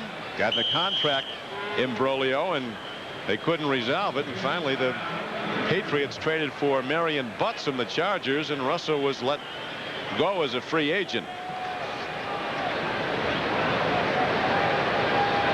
Michael Dean Perry, the 4-time Pro Bowler, hurt his shoulder when he recovered the fumble earlier. Forced the fumble. And the ball is now positioned at the 31-yard line. Here's the marker coming out, and the Broncos are just short of it, just inches.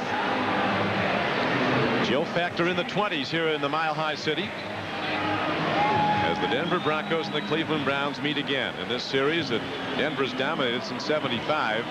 The Broncos have beaten the Browns regularly, 7 out of 8. Michael Dean's backup is number 75, Pio Sagapulatali, and he's just stepped in to fill some real big shoes. He's got a big name to go with it. Elway continues to put up numbers. He's completed his last 8 passes in a row.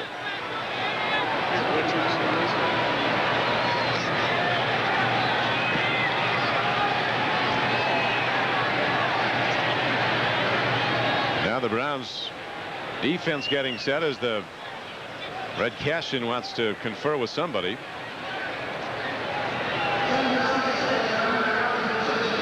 And the Broncos are ready to go into formation with 3rd down and 1 coming up. 3rd down really in less than a foot. Russell is the big back, and he gets the ball, and he gets the first down. Leonard Russell, head down, both arms on the ball, driving at the Cleveland defense, takes it to the 27-yard line. First down, Broncos. Well, this is how Leonard makes his money. He gets a nice little block up front by Rivers, and he finds a little seam, which was actually a pretty big little seam, and Russell falls through for the first down.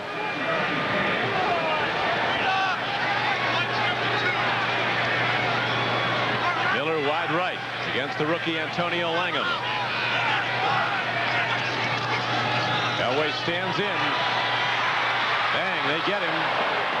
John Elway taken down at the 26-yard line. He got past the line of scrimmage, so it's not a sack. 2 yards gained on the play.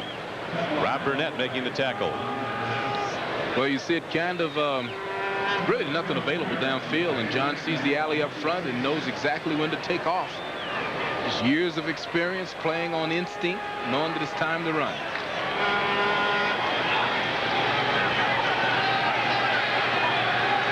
Cleveland goes to its nickel package on defense with 11:40 to go in the 3rd quarter. Broncos driving and leading the game 14-6. Elway over the middle. He's got his man Shannon Sharp to the 5.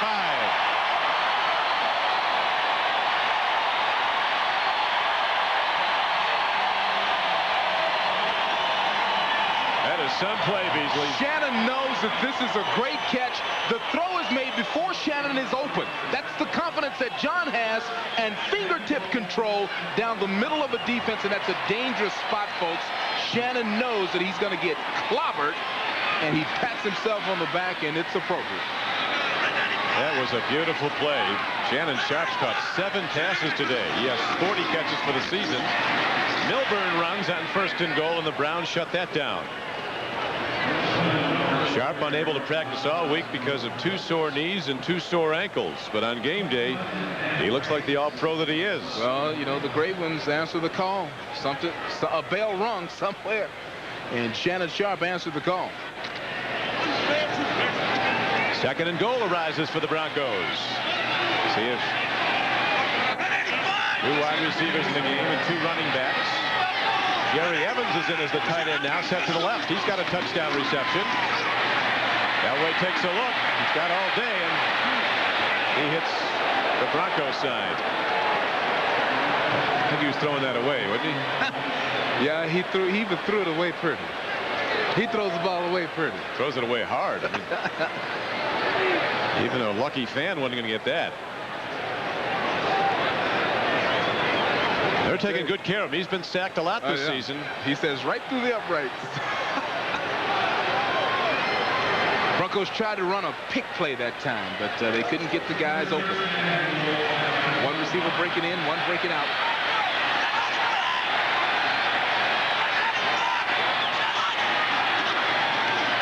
Elway looks, he throws, and it's lost at the goal line by Milburn. Stevan Moore was on him and knocked it away. Very nearly a touchdown, and so the Broncos stall down close, and Jason Elam, their very good field goal kicker, comes out. Very catchable. In a lot of traffic, Glyn Milburn just dropped that one. Boy, that John is accurate. I mean, he puts the ball right where it had to be, and it was dropped. But Jason Elam is a very talented young fellow. Browns not getting a lot of sacks as we have one of the offensive linemen coming off. That is John Melander. Browns had 48 sacks last season. Coming into this game, they had only 16, but they did have 7 in their last 2 games. Statistically, they don't grade out among the leaders except in the all-important area of points allowed. The record for fewest points in a 16-game season, 187, set by the Chicago Bears in 1986, the year after they won the Super Bowl. And the Browns coming to this game were on a pace to shatter that, but the Broncos now looking to put up their 17th point of the day. Jason Elam with a pretty much of a sure shot down the middle. Browns are offside, but the kick is good anyway. Penalty markers go down as Benny Thompson got a running start. Now they indicating that he might have been drawn. False start. Number 99 on the offense. 5 yards. Still 4th down. Shane Dronette, a defensive end who's in to block on the kicking team, is called for a false start. So that makes it a little bit longer now. The ball will be positioned. The hole by Campbell will be at the 18-yard line, a 28-yard field goal. 28 yards to Jason Elam is like a chip shot. I mean, this kid's got one of the strongest legs in the game. See, he has the longest field goal of the season. He kicked a 54-yarder at San Diego last week. That was at sea level. He spins this one up and good. Another bad snap that Campbell saves. Jeff Campbell scoring points without doing anything but holding.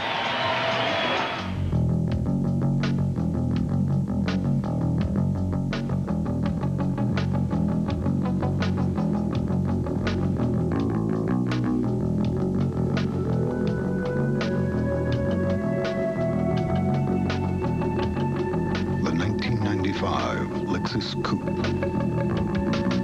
After all, you only go around once.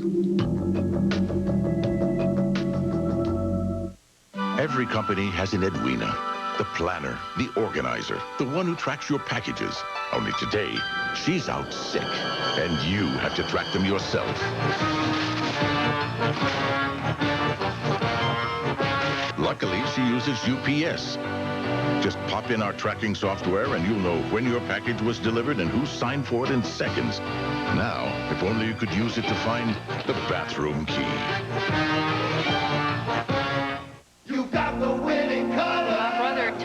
if I'll change my oil, I'll get a lot of miles out of my truck. I use Pennzoil, and I change it every 3,000 miles. Now with the revolutionary Penn-Star molecule, Pennzoil clings to moving parts. Works like liquid ball bearings. Play Pennzoil's Ticket to Ride game. Scratch, match, and win one of 10 Harley-Davidson Softail motorcycles, one of 10 Harley-Davidson leather jackets, or one of 1,000 other prizes.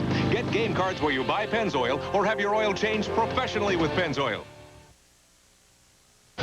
The NFL on NBC is brought to you by Lexus, maker of the faster and roomier 1995 LS400. By Compact, makers of the Contour Aero, so light and portable you'll never be tempted to leave it behind. By Michelin, because so much is riding on your tires. And by Bud Light, if you want great taste that won't fill you up and never lets you down, make it a Bud Light. Wade Phillips, his team looking a lot better, as Vinny Testaverde told us yesterday. Well, you look at the tape of the San Diego-Denver game. Denver looks like one of the best teams in the NFL, and they've carried over that good play this week. Elam kicks it off high and downfield. And here comes Eric Metcalf.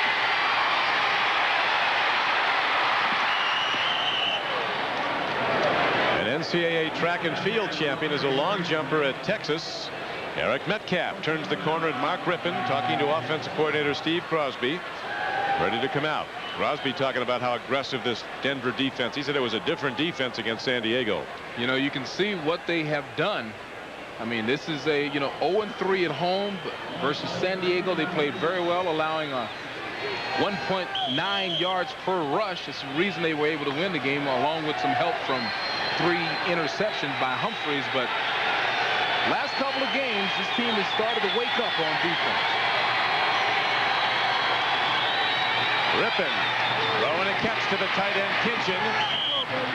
The linebacker Elijah Alexander takes him on, but Kinchin holds on and gets ahead for a gain of about 7. I think we're going to see Rypien throwing a lot the rest of the way. Denver not easy to run on. The Browns with only 162 yards total today. And you can see that Denver is almost doubling that output. And more than doubling the Browns on the scoreboard. Cleveland held to 2 field goals, down 17-6.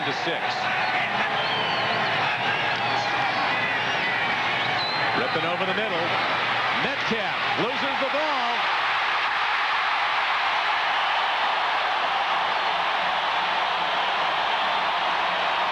Broncos have it. Ray Crockett. Well, there's not much you can say about Eric Metcalf, because he gives you so much here, fighting for that extra yard, and Mecklenburg and company coming in and jumping on him from the back, and the ball comes out. Well, the turnover count is quickly even. That's great. Don't you get it? We're dead. We don't get it there by 11. We're shut out. Game is over. Dave, just tell him to send over a copy. Don't panic. There's no copy. We didn't have time. We're dead. That's what I said. We're dead. I just said we're dead. At Compact, we realize you never know when you're going to need information or where. So we created Aero, a powerful computer so small and lightweight you'll never be tempted to leave it behind. See? No reason to panic. I'm buying lunch. Lunch? You mean dinner? In the U.S., there are over 200 million bumps, potholes, and cobblestones. In the newest Lexus ES300, there are over 96 components designed to isolate vibrations. 200 million versus 96. Sounds fair. The 1995 ES300. Let others follow.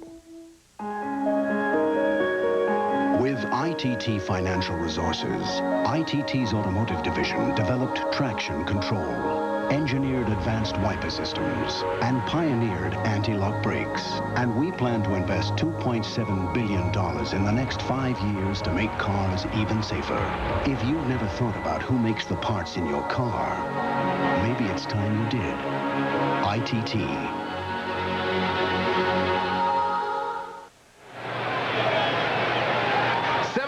Carl Mecklenburg coming in with the right hand right on the ball. Mecklenburg back from the dead, retired, and then begged to come back and help this team, and there he is helping out the Broncos. He didn't beg them. They begged him. That's what I mean. To come back. They begged him to come back. Elway screens it out. Reggie Rivers running with the ball. First down Broncos to the 43-yard line as Eric Turner came up to get him. The Bronco lineman so quick, and Elway looking off the screen pass play, then coming back to it. Now Rivers is normally a blocking back. I mean, this is one of the best blockers out there, and so that fools the defense. He slides out, gets good help from the offensive line. It's a very well run play. Denver, loser of 3 games this season by 3 points, looking to build more on this 17-6 lead. Russell almost lost it as James Jones makes the stop. We're at Mile High Stadium, Denver, Colorado, on a chilly October day. Don Criqui with Beasley Reese. The Cleveland Browns and the Denver Broncos, who 3 times in the 80s met for the right to go to the Super Bowl in the AFC Championship game, and all 3 times. Elway led the Broncos to that big game, knocking Cleveland out. Elway telling us at our meeting with him that they hate him in Cleveland and he loves throwing salt on the wound. He's having his best day of the season. He's been absolutely brilliant from the start. As Russell gets the ball, and a load of Cleveland defenders are on him. Loss on the play with 7:35 to go in the 3rd quarter. Well, the right side, left side of the Bronco line was absent. Great penetration by Cleveland, everybody on the team. DBs coming up, good read by everybody. Michael Dean Perry, one of the best Cleveland Brown defenders, still on the bench. He bruised his shoulder making a play in the first half. Sagapulatelli's in to replace him. 3rd and 19 for Elway. Browns showing blitz. Dan Footman, a young pass rusher who's been coming on for the Browns. 78 is also on the field. But first, Red Cashin says. The ball was snapped. Ball start. Number 84 on the offense. 5 yards. Still 3rd down. It's the first thing wrong he's done all day. That's right. Eric Turner in that line, kind of faking and blitzing, and got him to move just a little bit. George Phillips, seeing his Broncos playing good football on both sides of the ball, particularly offense. But the defense has stood tall also the last 2 weeks now. Not allowing a touchdown over the last 2 games. Here's Elway with another throw, and this time the catch is made by Derek Russell. He was knocked out of bounds, but it was only a 5-yard gain on a 3rd and 24 play, so the Browns will get it back. Browns able to dodge that fumble and not allow points off it. Fumble by Metcalf. Elway takes a walk-off, and Metcalf comes out to return. He's a lot bigger than he's been in the weight room, Eric. He is. He's very thick. Some people were comparing him to Glyn Milburn, but Eric is much bigger and much stronger.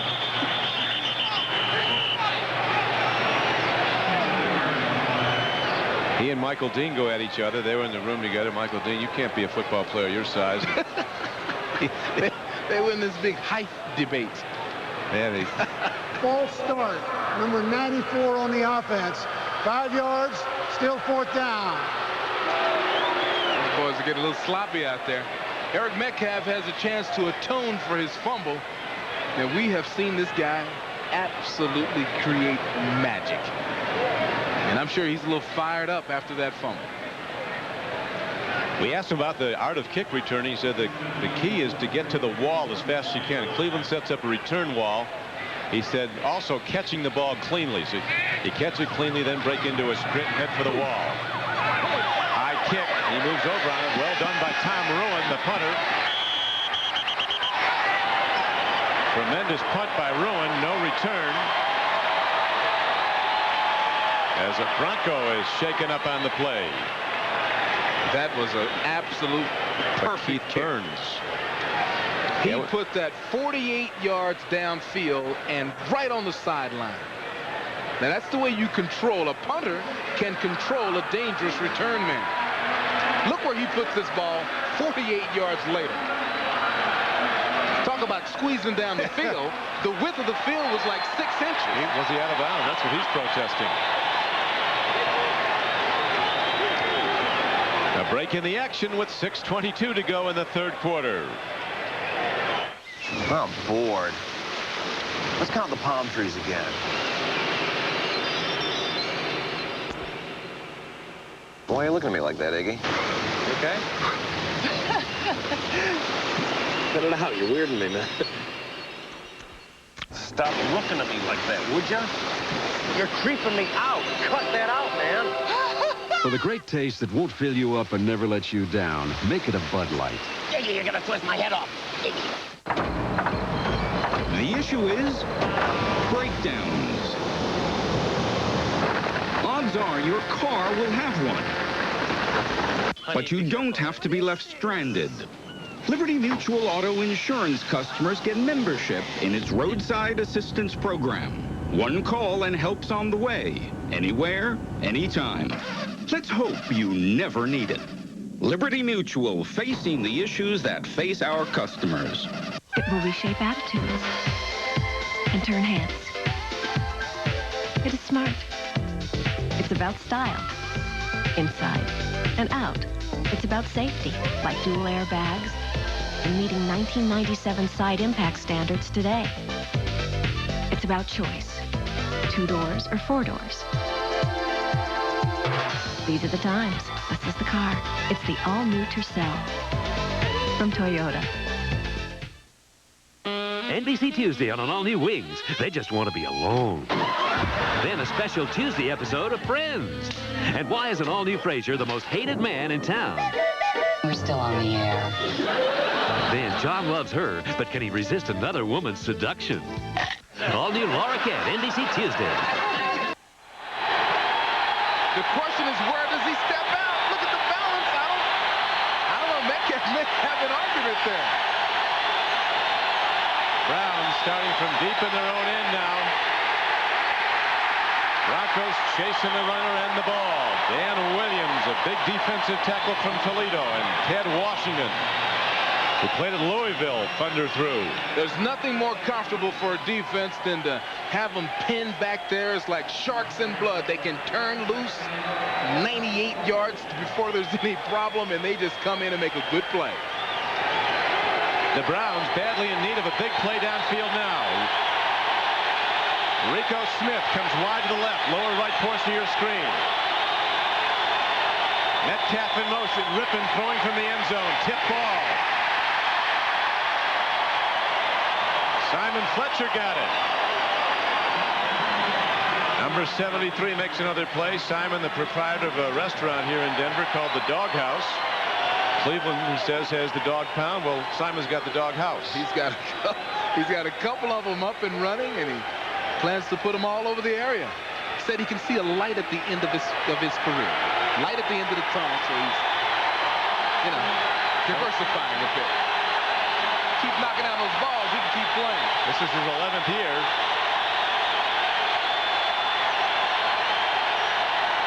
These Denver fans, they're doing their part. Rypien looks, lets it go, and it's not close to anybody but the back judge.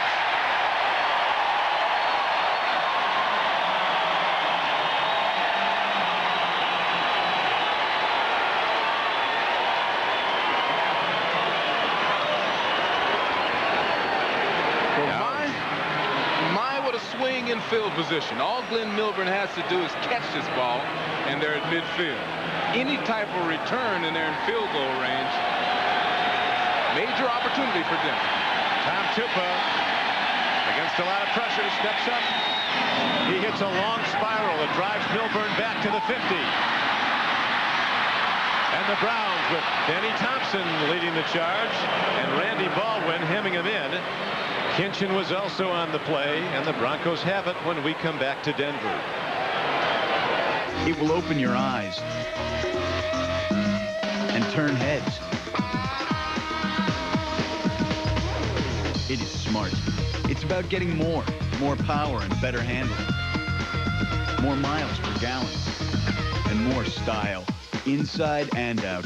It's about choice. 2 doors or 4 doors. These are the times. This is the car. It's the all-new Tercel from Toyota. The customized 1947 Harley-Davidson, about $15,000. The Big Twin Shaver, about 35 cents. What do they have in common? They're both worth every penny. I'd like a big hot baked potato with sour cream and chives. So would I. That sounds great. And some chili, a big steaming bowl. Yes, chili would be perfect today. It's cold out there. Well? Well, what? You can't get that here. You have to go to Wendy's. Next, please. At Wendy's, we give you delicious food you can't get anywhere else, like our rich and meaty chili and hot baked potato covered with sour cream and chives. Just 99 cents each on our super value menu. It's everything you'd expect from Wendy's. The water on the left is being heated by electricity. On the right, by gas. For the cost of heating this much water with electricity, we'd like to show you how much more you can get with gas. And if your neighborhood doesn't have natural gas, you can still heat for less than electricity with propane gas. So no matter where you live, why settle for the water on the left when gas gives you all that hot water on the right? Gas, America's best energy value. Halloween Monday, NBC invites you to enter America's scariest house. It's Roseanne and Tom's house, and this is one movie that Roseanne Arnold doesn't want you to see. Watch Roseanne and Tom the movie. It's a world premiere Halloween night, starting tomorrow at 9, 8 Central here on NBC. Roseanne is a Denver native. She's from this area. Well, apparently she's not going to like that movie, even if the viewing audience does. Here is a pass to Reggie Rivers. And he is out of bounds after a gain of 4 yards as we go back to NFL Live. Greg?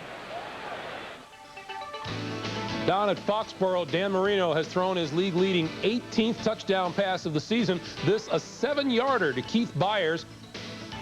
Less than 4 minutes to play in the third. Bill Parcells doesn't like it. 20-3. The Dolphins lead the Patriots. Don? Dolphins looking to stay in command of that AFC East after Buffalo's impressive win today. Patriots will be heading into Cleveland next Sunday for a 4 o'clock start at Cleveland Stadium. Elway throws, and somehow, against all odds, against the pass rush, Shannon Sharp's able to come up with the ball for his 9th catch of the day. His 42nd of the season. Well, you talk about strength. He's lined up in the middle of the field. He's too big and too strong for a defensive back. He muscles his way to the superior position on the inside toward his quarterback, and Elway puts it on the money. See, this guy runs like a wide receiver, but he's 230. And we had him last year. We had the Broncos. He came in the meeting down with his shirt off, and it looked like Hercules. Yeah, this guy is built like nothing you ever saw before. He is, as they say, cut. He's cut. Now Elway has a chance to talk to his coaches on the timeout. Now another great moment from the world of sports, brought to you by AT&T. BC down by 4, 6 seconds left and 48 yards to go. It looks like a Miami victory. Here's your ball game, folks, as Flutie takes the snap. He drops straight back, has some time. Now he scrambles away from one hit. Looks, uncorks a deep one for the end zone. Phelan is down there. Touchdown! Touchdown! Touchdown, Boston College! BC proves again, in sports, there are no guarantees. You know, I was expecting big savings when I switched from AT&T. Not to worry today. I've got an even better plan for your business with even bigger savings. Maybe this time I should check that out by calling this number here. Not sure about those big savings? For the facts, call 1-800-COMPARE, and AT&T will guarantee you competitive long-distance prices. Let me get you another coffee. Right after I call 1-800-COMPARE. 1-800-COMPARE, the number other long-distance companies don't want you to call. Phone's dead. How strange. AT&T, for the life of your business. Airbags, seat belts, and anti-lock brakes, child safety seats, careful driving, and a set of Michelins.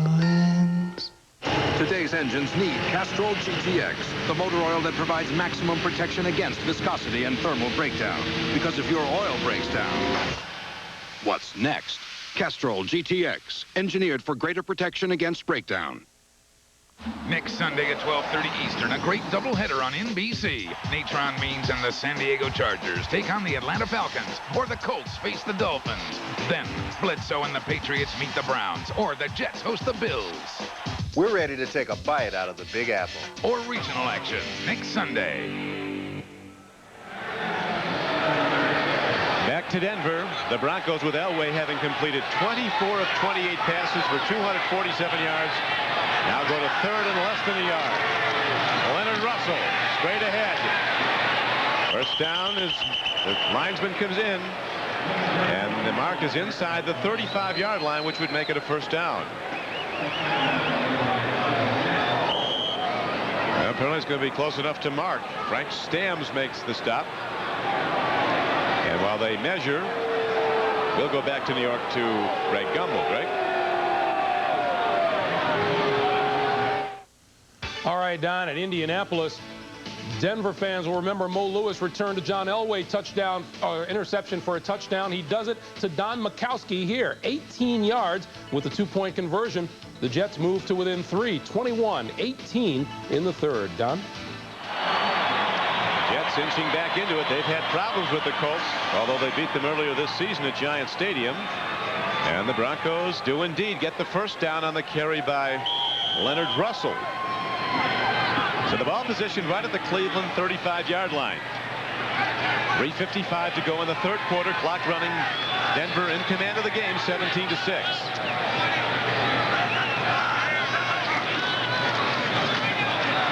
Elway lets it go deep. Anthony Miller can't run under it. Langham, the rookie, right with him, stride for stride. A couple of Brown linemen slow getting up.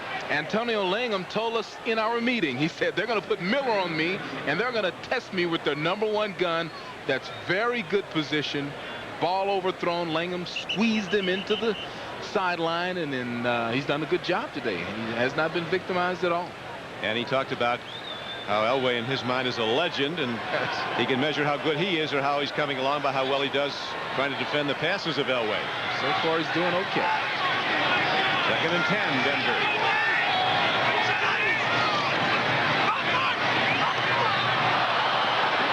Elway with a little zip on that ball to Derek Russell. Don Griffin put a pop on as the ball came in. That ball had a little heat factor on it. Yeah, that makes it 3rd down and 10. He had a little stuff on that one. He still has a live arm. Boy, he does, huh? He, of course, was in the Yankee organization, was a baseball draftee of the Yankees, an outfielder, and played one season of minor league ball, one summer minor league ball, and then went right to training camp.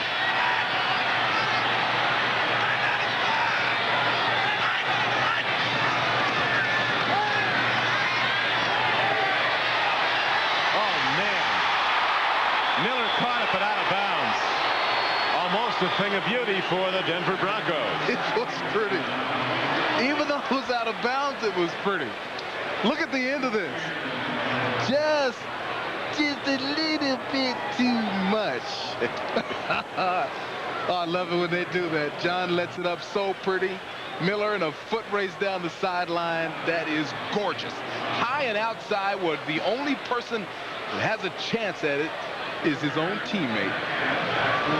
Miller, a much sought-after acquisition as a free agent. In the past 2 seasons at San Diego, he had almost 2,300 yards in receptions. 1,100, almost 1,200 last year as he caught 84 passes. Started slow at Denver, but oh, he's coming on. Now, that incomplete pass brings up 4th down and 10 from the 35. Be a 52-yard field goal from here, so they're going to punt the ball.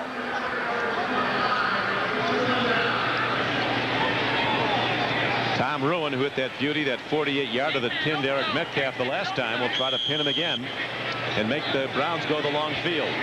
Punter's got to be very unselfish here. He's got to just pooch it up and hit a short punt. Big rush by Cleveland. Ruin hits it high. So you can't do it better than that. Woo!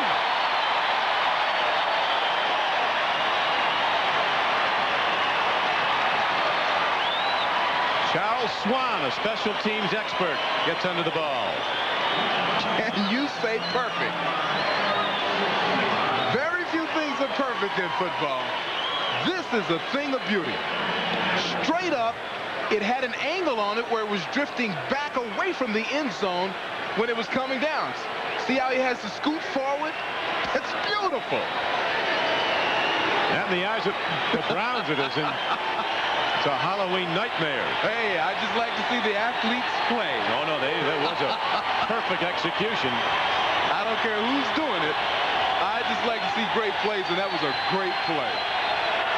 This Denver defense, which got ripped for a lot of yards and a lot of points early in the season, really putting up an iron curtain today.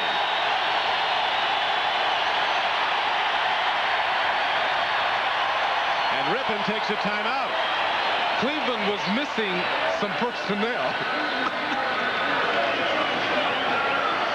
And Belichick, in our meeting, he talked about, he was so upset with the fact that they've lost repeatedly to Denver. He looked back and tried to figure out why they were losing. He came up with these things. Time of possession, they were losing to the Broncos. Look at it today. Total plays, they were losing to the Broncos. Look at it now. Rushing plays, Denver was rushing the ball an average of 15 more rushes than were the Browns. Look at the numbers now. And third down conversions, the Broncos were better in those losses. And the same thing is happening today. But still impressive that Belichick, dug into those numbers and said, and we've been losing to these guys. Why? How have they been beating us? But the same thing is happening over again. Crowd noise is just overwhelming. Rypien airing it out.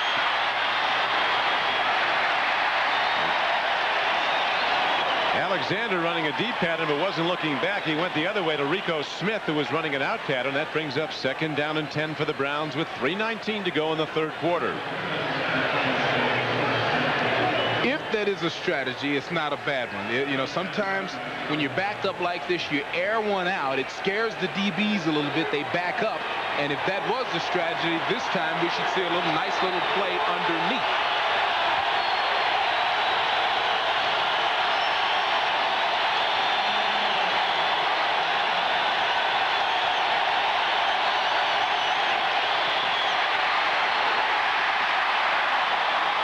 Rypien had to trigger it, and Leroy Horde wasn't ready for it. That was a good play call, though. It would have gone for yards had Horde got the ball. That was it. They tried to go underneath that time after backing everybody up with the long ball. But the rush was a little too much for Rypien. He had to let it go. You talk about the pressure being on you. Down 17-6 are the Cleveland Browns. Backed up to their own 2-yard line. And they have to hit a 3rd down and 10 play.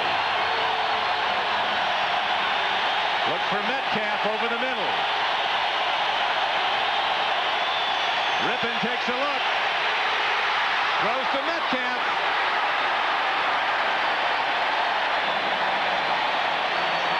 He did indeed go to Metcalf, but Atwater was there to cover, and again the Bronco defense shuts the Browns down.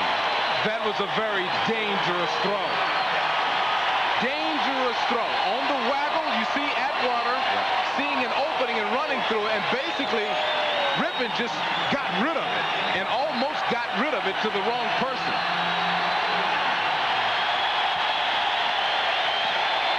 Tupa hits a big punt, and the Browns needed that badly. Milburn back to his 43.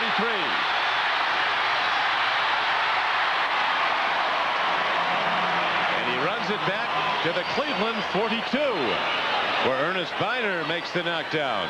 While the offenses come out, we go to Greg Gumbel in New York.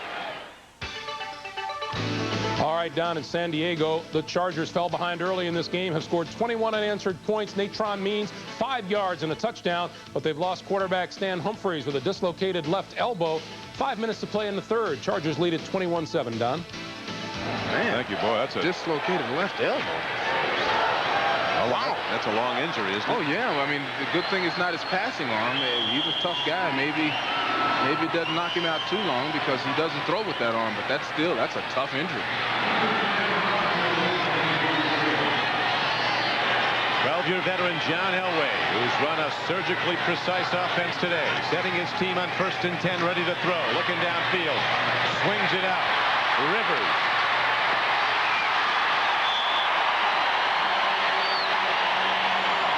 Hey, it's like the good old days here at Mile High Stadium where the way this crowd is reacting to the Broncos. Happy days are here again. You are right. Now, with no pressure on John Elway, he just checks his primary receiver. If he's not there, where's my secondary receiver? This time it's Rivers, and Rivers has had a couple of really big plays here today. And he's not a guy that gets a lot of action. And this much maligned Bronco defense now on the sidelines watching it has not allowed a touchdown in the last 7 quarters of play.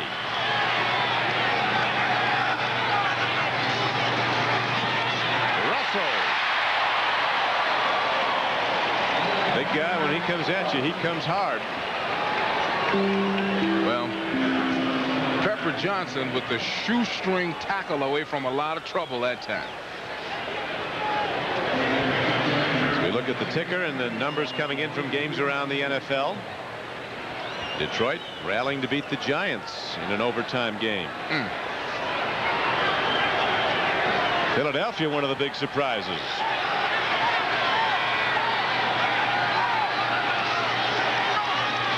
Elway with time.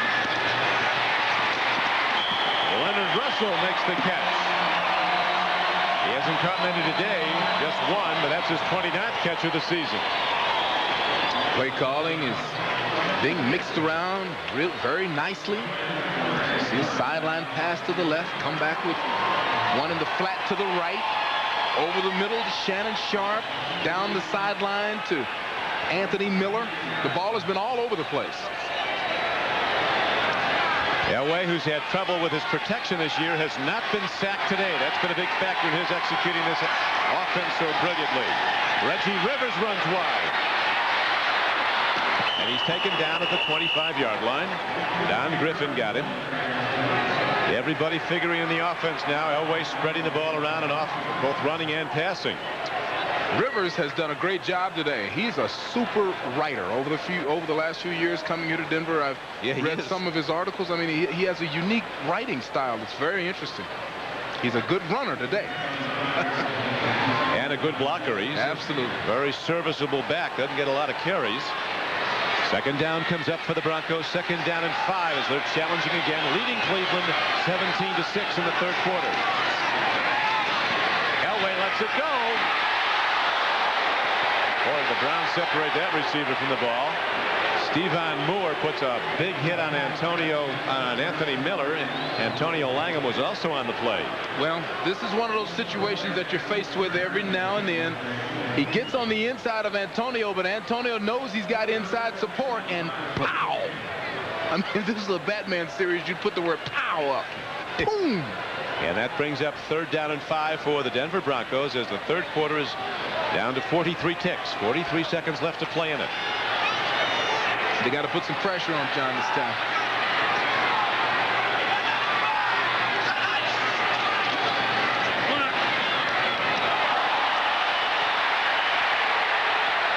Shannon Sharp had his hands down at the Cleveland defender right with him. Stevan Moore makes the play. Good call by the defense. Pepper Johnson was in on the blitz. Good defense by Stevan Moore. Pepper's coming from the top side of the screen. Stevan's in good position. You can't let John stand back there and play throw and catch, man. It'll be a long day. That's some flak jacket that John is wearing. Looks like he's bulletproof out there with that thing on. Protected from those big hits. He's not been sacked, though. Here is Elam with the field goal try, and he's perfect. And the Broncos open up a 20-6 lead. Jason came in this game really ranked very high when it comes to actually second in the AFC, third in the NFL with 54 points, and he has racked up some points adding to that 54 today. Tonight, just to get you in the Halloween spirit, it's the network premiere of The Addams Family, a great Sunday night movie tonight at 9, 8 Central here on NBC.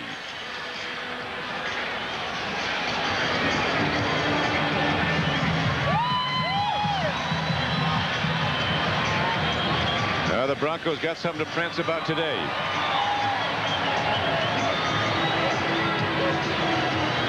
The Denver Broncos took the lead early on a Elway touchdown pass from in close.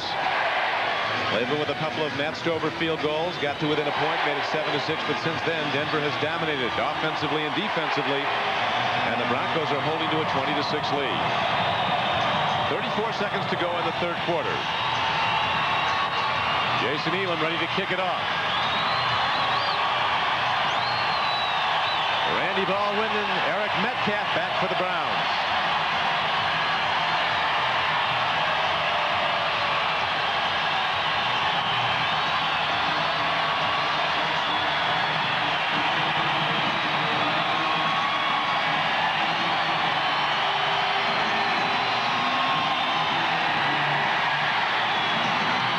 Ball carries out of bounds. So Cleveland will take over with relatively good starting field position. The third quarter, the Cleveland offense, Beasley, with a total of 17 yards. That won't do it. No, that won't get it done. Now they've got a complete quarter left to go. Future Bronco coming out, getting the kicking tee. He's pretty fast, too. I've been watching that kid all game. He gets to the middle of the field and back very quick. He doesn't do the full gainer, though, like Mojo down at Houston. No. Although Mojo's now retired from that. Well, it was a dangerous profession. Equipment man used to come out and do a flip out there. But the Browns start from their 40 as the kickoff was out of bounds.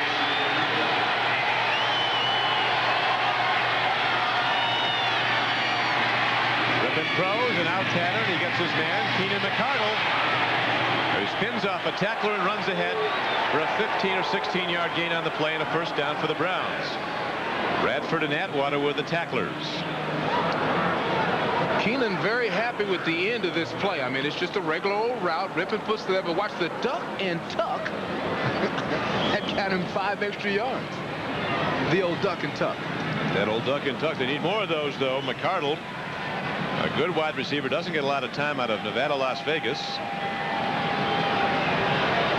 Tell me all the great players when they came out of there. You start the list with Randall Cunningham. Red Cashin checking something on the sideline.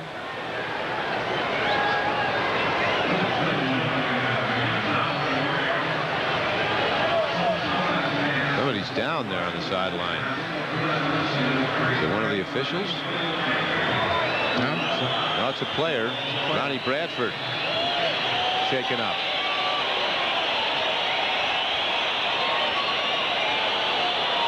His own teammate might have hit him as they both converged on McCardle. Well, Atwater is known for this. The Atwater runs over there and rips everything apart. He'll hit as many of his own people as he will opponents. He'll hit anything. He can blow up a play, as they say. Draw play. Oh, man. Eric Metcalf stuffed by Simon Fletcher. And that will do it for 3/4 of play as the Broncos have extended their lead to 20-6. We'll be right back after these messages from your local station. Man, McCardle makes the play. Making it in traffic. Keenan McCardle taken down by Atwater, but a big hit for the Cleveland Browns. An 18-yard gain on 3rd and 13 and a first down. Very good throw by Rypien. A good step up into the pocket to buy him some more time. And then this is against the zone. You see nobody's really looking at the receiver. He finds a soft spot, and Rypien just kind of floats it in there. Very good throw. Rypien came out in the first quarter after Vinny Testaverde was shaken up. Let's see, the second quarter he came in. Here's a throw downfield to the rookie, Derek Alexander of the Browns, who makes the catch, makes the turn, and he's down to the 12, and all of a sudden, the Browns showing some sharp pass offense. Well, Mark Rypien just really throwing these in here nicely. Those are timing patterns. You see time he turns around, the ball is in the air already, and he makes the catch. They take it in. They're right back in this game. The touchdown on an extra point, they'd be down by 7 with a lot of time left. Metcalf turns the corner. Goes out of bounds at the 6-yard line, but he gained almost 7 yards on the play. Randy Fuller, an extra defensive back, ran him out as the Browns offense has come alive here, Beasley. Look at this instant decision by Metcalf to bounce it outside. And boy, that Fuller's had a tough day. I mean, he's getting up slow after every play. He's been banged around that time, pushing Metcalf out of bounds. Browns made a lot of good personnel moves in the last couple of years. One of them signing Rypien. Here's a two-time Pro Bowl player they get as a backup, and invariably every team needs their backup quarterback. Tough to stay in there for 16 games. Here's a throw and a catch, and McCardle is in. Another Terrell. That is Carrier who gets the ball. Coming out on a goal line out, and Rypien is right on the money. So the Browns are right back in this game, down by 8 with the extra point coming up, or will they go for 2? I would think the extra point. It's a pick pattern. Carrier and McCardle standing right together. One breaks in, one breaks out. Good throw, good catch, good extension into the end zone. They're going to go for 2. Jerry Seaman, the head of officials for the NFL, is here today, and he was saying before the game that teams have gone for 2 on 10% of the extra point attempts, and they've been successful over half the time, 54%. Rypien looks, he throws, and the Browns do it again. Oh! This time it is Derek Alexander. So the Cleveland Browns, who seemingly were out of business a short time ago, all of a sudden are down by 6 with 13:19 to play.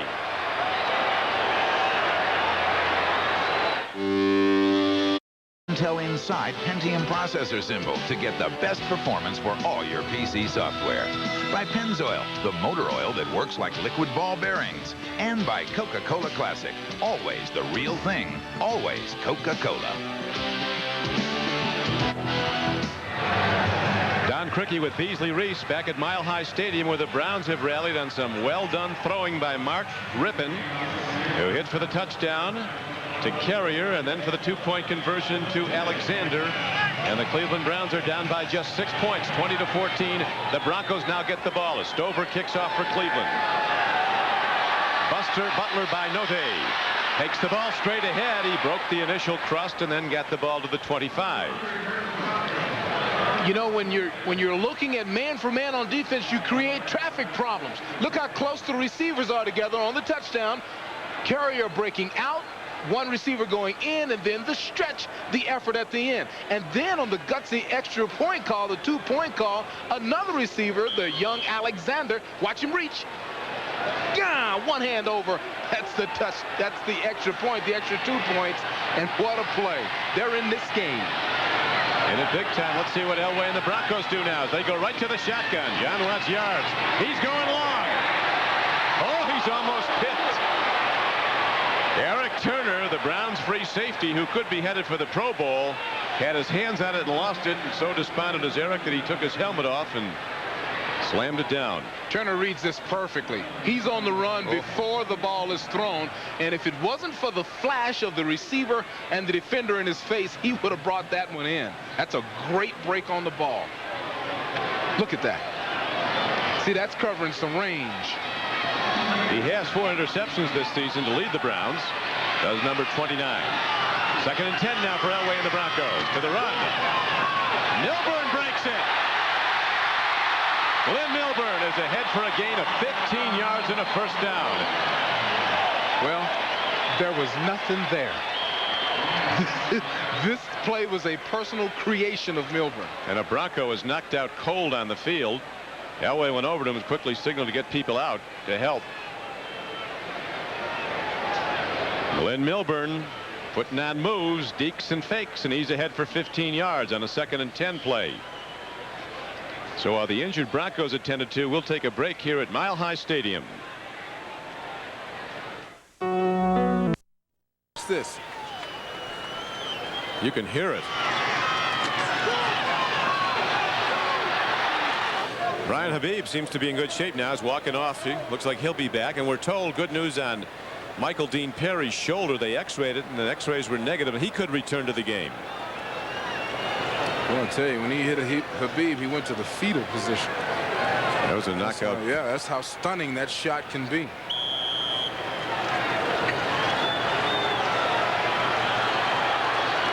Broncos with the ball out to their 40. 1st down and 10, and Elway in the shotgun. 3 wide receivers set. 2 backs. One will stay in the block for him. Milburn will run a pattern. Milburn cutting out of the backfield. Elway going his way, but it's too much on it. Eric Turner was coming hard. The free safety blitz, number 29. Watch him look shoot at 29. up. Boy, he finds the alley, doesn't he? You're talking about Elway knowing just when to deliver the ball. He got rid of that one quick. Just before disaster strikes. 2nd and 10. Broncos stay in the same shotgun set. 2 backs, 3 wides. Well, actually, they have the tight end flexed. Shannon Sharp.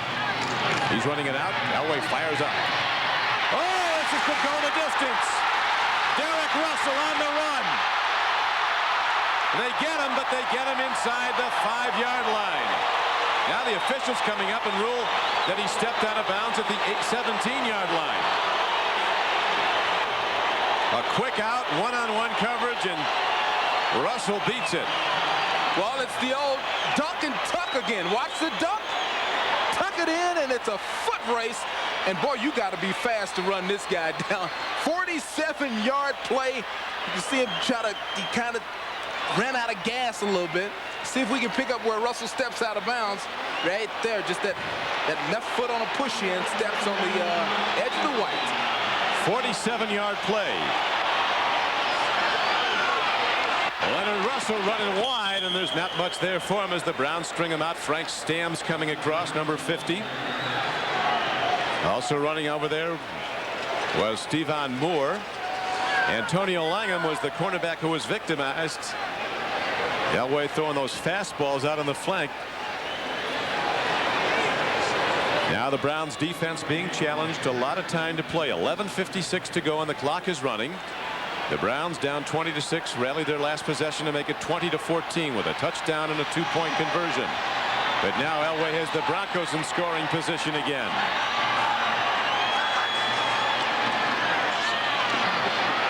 Elway throws. It's caught by Milburn.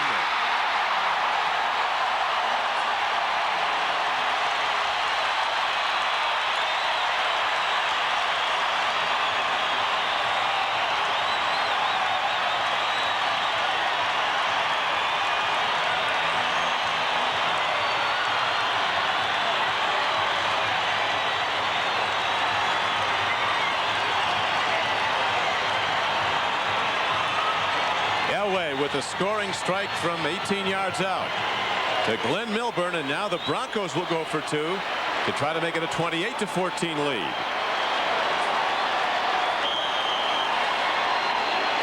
Elway likes that sprint right. They score the first touchdown off on the throw.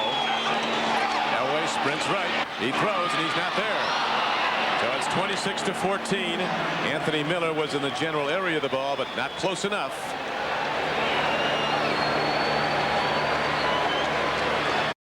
When the Broncos challenged as Cleveland came to within 6, respond with some great plays, big plays, and they get the touchdown. Elway throwing a hard strike over the middle to Glyn Milburn. 2-point try, no good. And now the Broncos are ready to kick off as Elway today has passed for 322 yards. He's at 28 of 39 throws. Randy Baldwin on the run for the Browns, and he's out to the 22-yard line. Done on the touchdown. Glyn Milburn is lined up here. He's going to come down, make a nice out fake, and break in, and Elway's going to hit him perfectly. Look at him out of the backfield. Look at the out fake. Break underneath the coverage. Nice catch. Nice play. And, boy, they traveled a long way in 3 plays. That's the Denver of old. The 47-yarder that they broke on the quick out. That really got him in position, and now the score. But let's see if Rypien can bring the Browns back. Still 11:26 to play.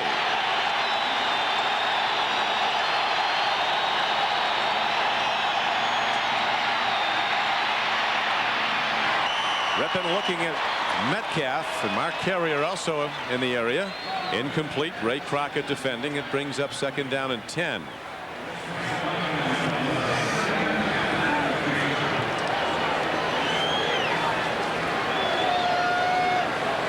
11:22 to go. Bill Belichick, a defensive specialist now, looking for his offense to make the big plays. Rypien has a long-range arm. He's the man who quarterbacked the Redskins over Buffalo in Super Bowl 25. He got the MVP. There's a nice throw downfield. Mark Carrier on the run. He breaks it and is all the way down to the 36-yard line. Rondell Jones finally brought him down. Mark Carrier had some drops last week against Cincinnati and didn't start today. But he caught a touchdown pass in his previous reception. Now he breaks this big gainer. Look at the size of that hole against the zone. That great catch right there against Atwater makes the play, gets him about 20 extra yards. Super play. Now watch this block by this is helping out your partner. That's almost illegal. 42-yard gain on the play. Here's Rypien out pattern. He throws another strike down the middle. This time he gets the rookie from Michigan, Derek Alexander. Ben Smith was covering. So Rypien really gaining in confidence as this game wears on. He got a lot more snaps this week in practice because of the injury suffered by Testaverde last week that eventually took him out of this game, the concussion. Well, that has really paid off because normally he wouldn't get very many snaps. Got a lot of snaps this week. A lot of practice time. How many snaps would they run in a typical practice on offensive day? You wouldn't believe it. 80. That many, really? Yeah. Yep. But the #1 guy gets most of them. On 2nd and 1, Rypien takes a look. Dumps it over the middle. He's short to an open man. No. Ryan Kinchin, that one came in quacking end over end. I don't mean to laugh because I couldn't throw my way out of a building, but that one came out of his hand wrong, or that might have been open. He's been doing the job, though. It just came out wrong. Well, he had a 2nd and a foot play so he could gamble. Crosby pacing the sidelines. Rypien puts his head down, and he can do that at 235 pounds and takes it straight ahead. And the Browns have a first down with 9:47 to play in the game. Cleveland trailing 26-14. Crosby signaling in the offensive play. Steve Crosby was a tough little player. Offensive coordinator now for Cleveland. Got him rolling now. Rypien on 1st and 10. Brown blockers give him time into the end zone, and he's too far for an open Derek Alexander, who had a step on the defense. Nice move by Alexander at the end of this play. See the little fake out and fake in. That was very nice. Ball a little long. Derek Alexander learning his new profession. Not new, but well, new as a pro. New profession as a rookie. Mark Rypien, a proven winner. He's 45-27 as a starter. All of it with the Redskins. 5-2 as a playoff quarterback, including a Super Bowl win. Dumps it to Metcalf. It's tough to hit that moving target. Eric Metcalf. Finally, Elijah Alexander of the Broncos knocks him down at the 16-yard line. Game clock ticking down, close to 9 minutes to play in the game. Metcalf in motion here. They have to be very patient. Wait on him to break back underneath. Houston has gone in front of the Raiders 14-10. This is Metcalf's 5th catch of the day. He's done it all. Throwing on virtually every down now. Rypien puts his head down on 3rd and short. Linesmen come in to mark the ball. Mecklenburg was on the tackle. They stop the clock. Official timeout with 8:30 to play in the game.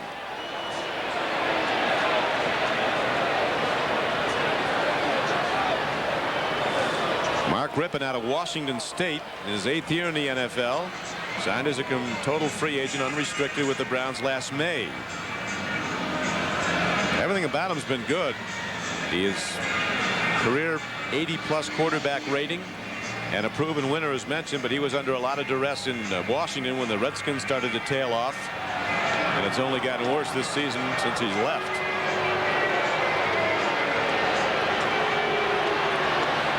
Watch 77 Mecklenburg. See him break on the inside here. He almost denied that first down, but Mark able to twist it in and get it.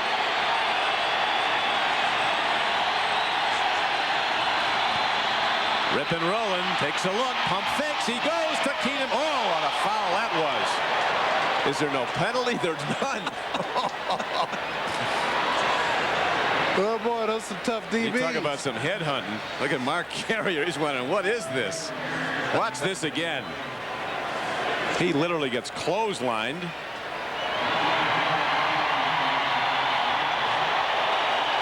You see Carrier. 40 goes up. That's unbelievable. They haven't called that. Watch this other foul. Look at that one. That's illegal. We got some stuff happening out here.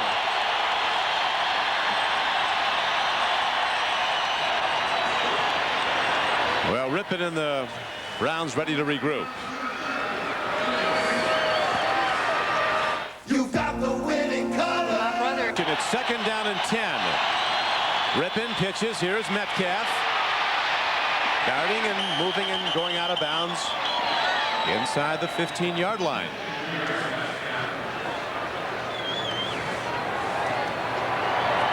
Jerry Seaman, who is the supervisor of NFL officials, looking on today.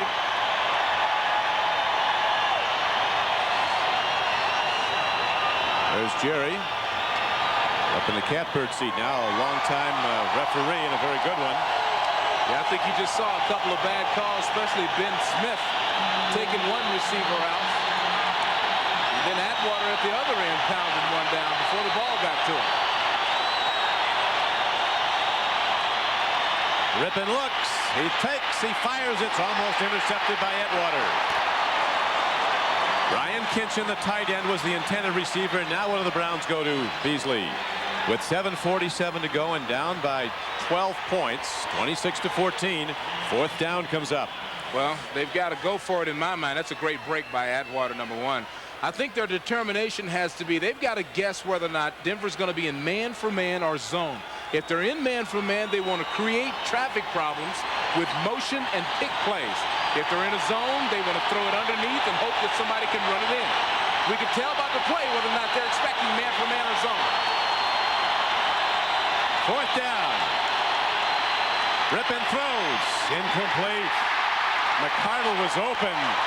Jumping up and down in the end zone. Rypien came in short looking for the Eric Metcalf running underneath.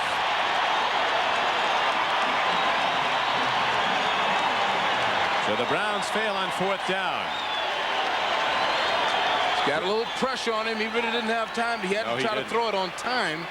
He had to throw it before Metcalf broke out. That's a good job. People stumbling and working their way in, trying to get to the quarterback. Good job by the Bronco defense that time, especially up front.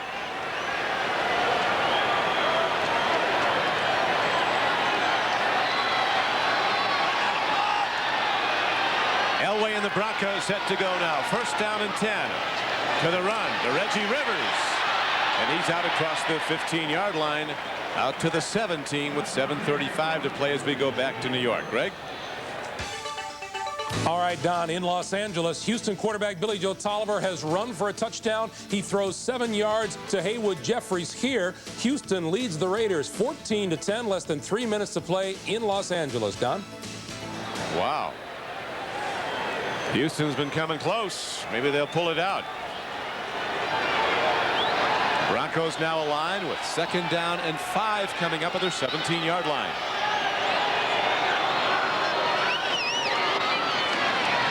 Leonard Russell. Frank Stamms gets him and drives him back. Frank Stamms making plays. A knockdown for a loss on the play. That brings up 3rd down for Denver. Broncos are trying to help that clock tick. A couple of strong running plays. John Elway with a 300-plus passing day is the first 300-yard passer the Browns have had. Defense has allowed this year. They've not had a 100-yard rusher against them either. But Elway with 322 throwing the ball so far. Here's a big throw for Elway and the Broncos. 3rd down and 5. Elway throws. Shannon Sharp for a 1st down.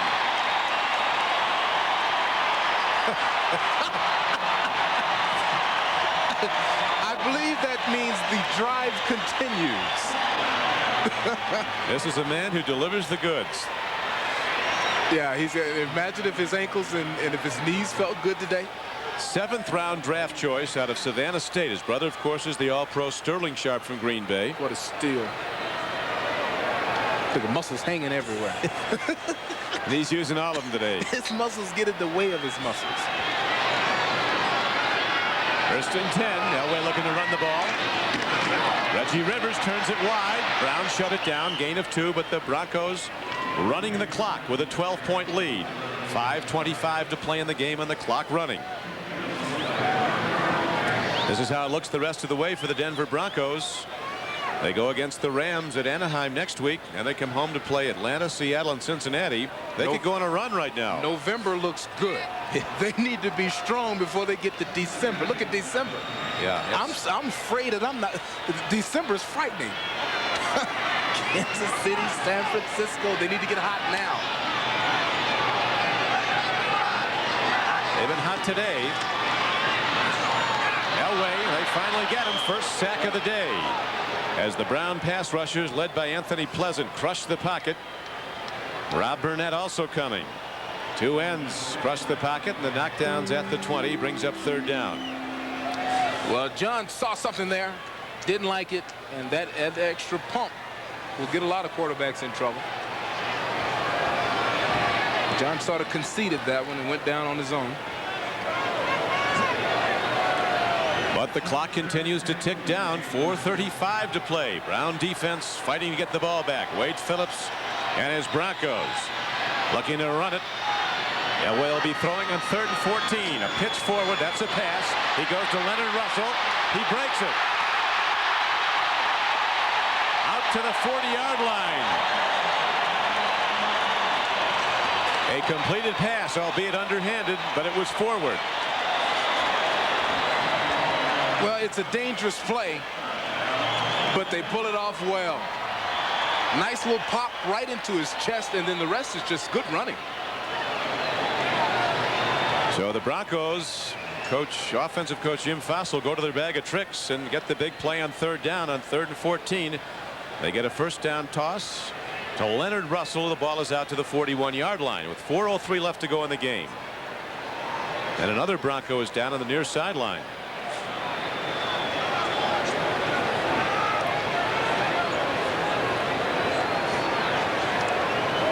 At the end of this play, it looks like Russell might have, it could be Russell. We don't know who's down there, but at the end of that play, it looks like Russell went down pretty tough, maybe on an ankle or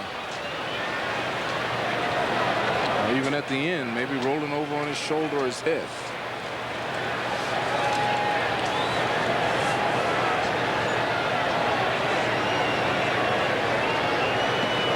Another yeoman day, a workmanlike job by Russell, pounding out the running. As he talked earlier, he told us he's just going to pound it and pound it and pound it and hope to break one maybe in the 4th quarter, because this Cleveland defense won't give you much.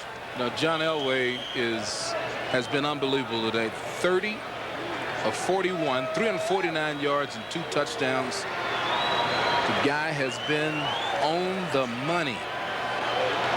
Boy, has he. Terrific day for Elway. And a first down on that last pitch pass to Leonard Russell. First down Broncos as they hold to a 26-14 lead. Running now is Derek Clark, a rookie running back in for Russell. He stays in bounds and gets to the 45-yard line, a gain of about 4 as we go back to NFL Live in New York and to Greg Gumbel. Greg?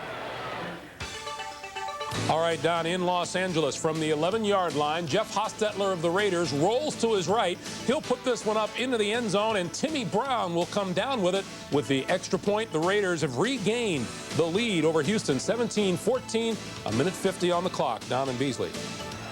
Boy, I'll tell you, since Hostetler's gotten there, Tim Brown has exploded. Yeah, he's his #1 guy. Elway fumbles the ball. Whistle blows. Let's see what the whistle is. Might be negate the snap. Might have come before the snap. Penalty markers down. With 2:54 left to play in the game.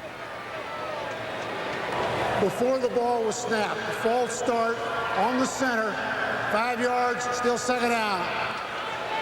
You know, he actually raised his head and then snapped the ball. Take a good look at his head. See the body flinch? Dave Weidel. Yeah, Weidel getting that extra head start. And the Broncos break the huddle with 2nd down and just over 10 coming up. Cleveland bunching the front, looking to stop the run. They know the Broncos want to run the clock, and they go back to the run. Rivers tries to turn it up. He's knocked down at about the 44-yard line by Rob Burnett. And now a timeout is signaled for. You know, Don, the loss of Michael Dean Perry has really hurt their ability to stop the run.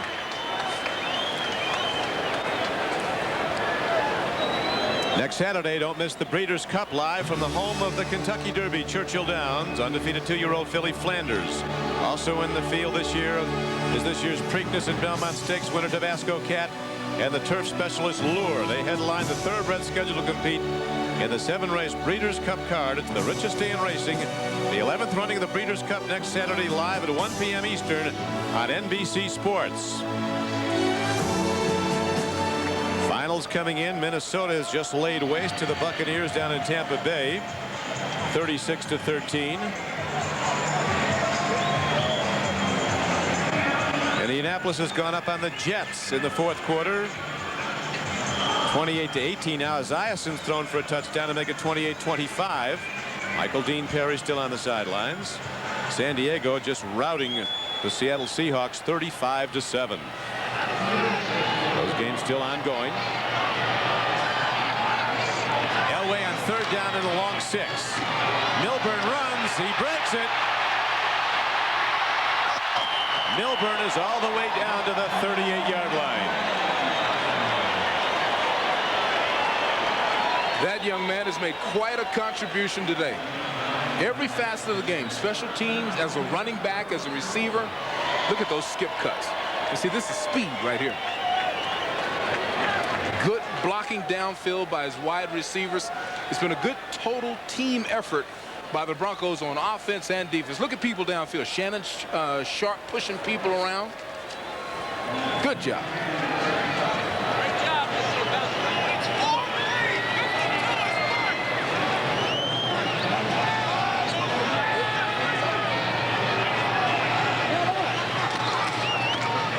Straight ahead carry. Derek Clark runs it, and he gets down close to the 36-yard line on 1st down. And the Browns stopping the clock as they call their final timeout. Pepper Johnson was on the tackle. Don, I believe once again the loss of Michael Dean straight up the middle has been a very, very big factor in this game, because the Broncos have been able to do something I haven't seen other people do against Cleveland. Line up and push them. And this will be actually down to the 2-minute warning. The employee owners of Avis salute the game's most valuable player, John Elway of the Broncos, as the winner of today's We Try Harder award. The Browns powerless to stop the clock now as the Broncos go to the run. And down to 1:55 to play. Derek Clark was the ball carrier. He's down to the 38-yard line, so the Broncos will go to 3-5. with 2 consecutive wins over big winners, beating the previously 6-0 San Diego Chargers a week ago, holding them to no touchdowns, beating the Cleveland Browns today, and holding the Browns to 1 touchdown and 2 field goals. I'll tell you, there's a happy guy right there. Yeah, well, his team, like he said, he summed it up. He said, we have a lousy record, but we're a good team. Yeah, but how much pressure was he under 2 weeks ago? My, how life can change in the National Football League. Once again to the run, and Glyn Milburn takes it wide, and he's knocked down at about the 38-yard line with 1:10 to go. The executive producer of NBC Sports is Tommy Roy. Coordinating producer of NFL Football, John Faratzis. Today's game was produced by John McGinnis and directed by Kelly Atkinson. NFL Live, produced by Ricky Diamond and directed by John Gilmartin. Don Criqui with Beasley Reese and Jim Gray coming to you from Mile High Stadium in Denver, Colorado, where the Broncos, if they can go on a run, might be back in playoff contention. The season looked like a disaster when they lost their first 4 games. Then they played impressively and won at Seattle, almost beat the Chiefs. Looked like they had them beat here on a Monday night. Came off that disappointing loss and won at San Diego. Tom Ruin in the game to punt. Browns with an all-out rush, and Ruin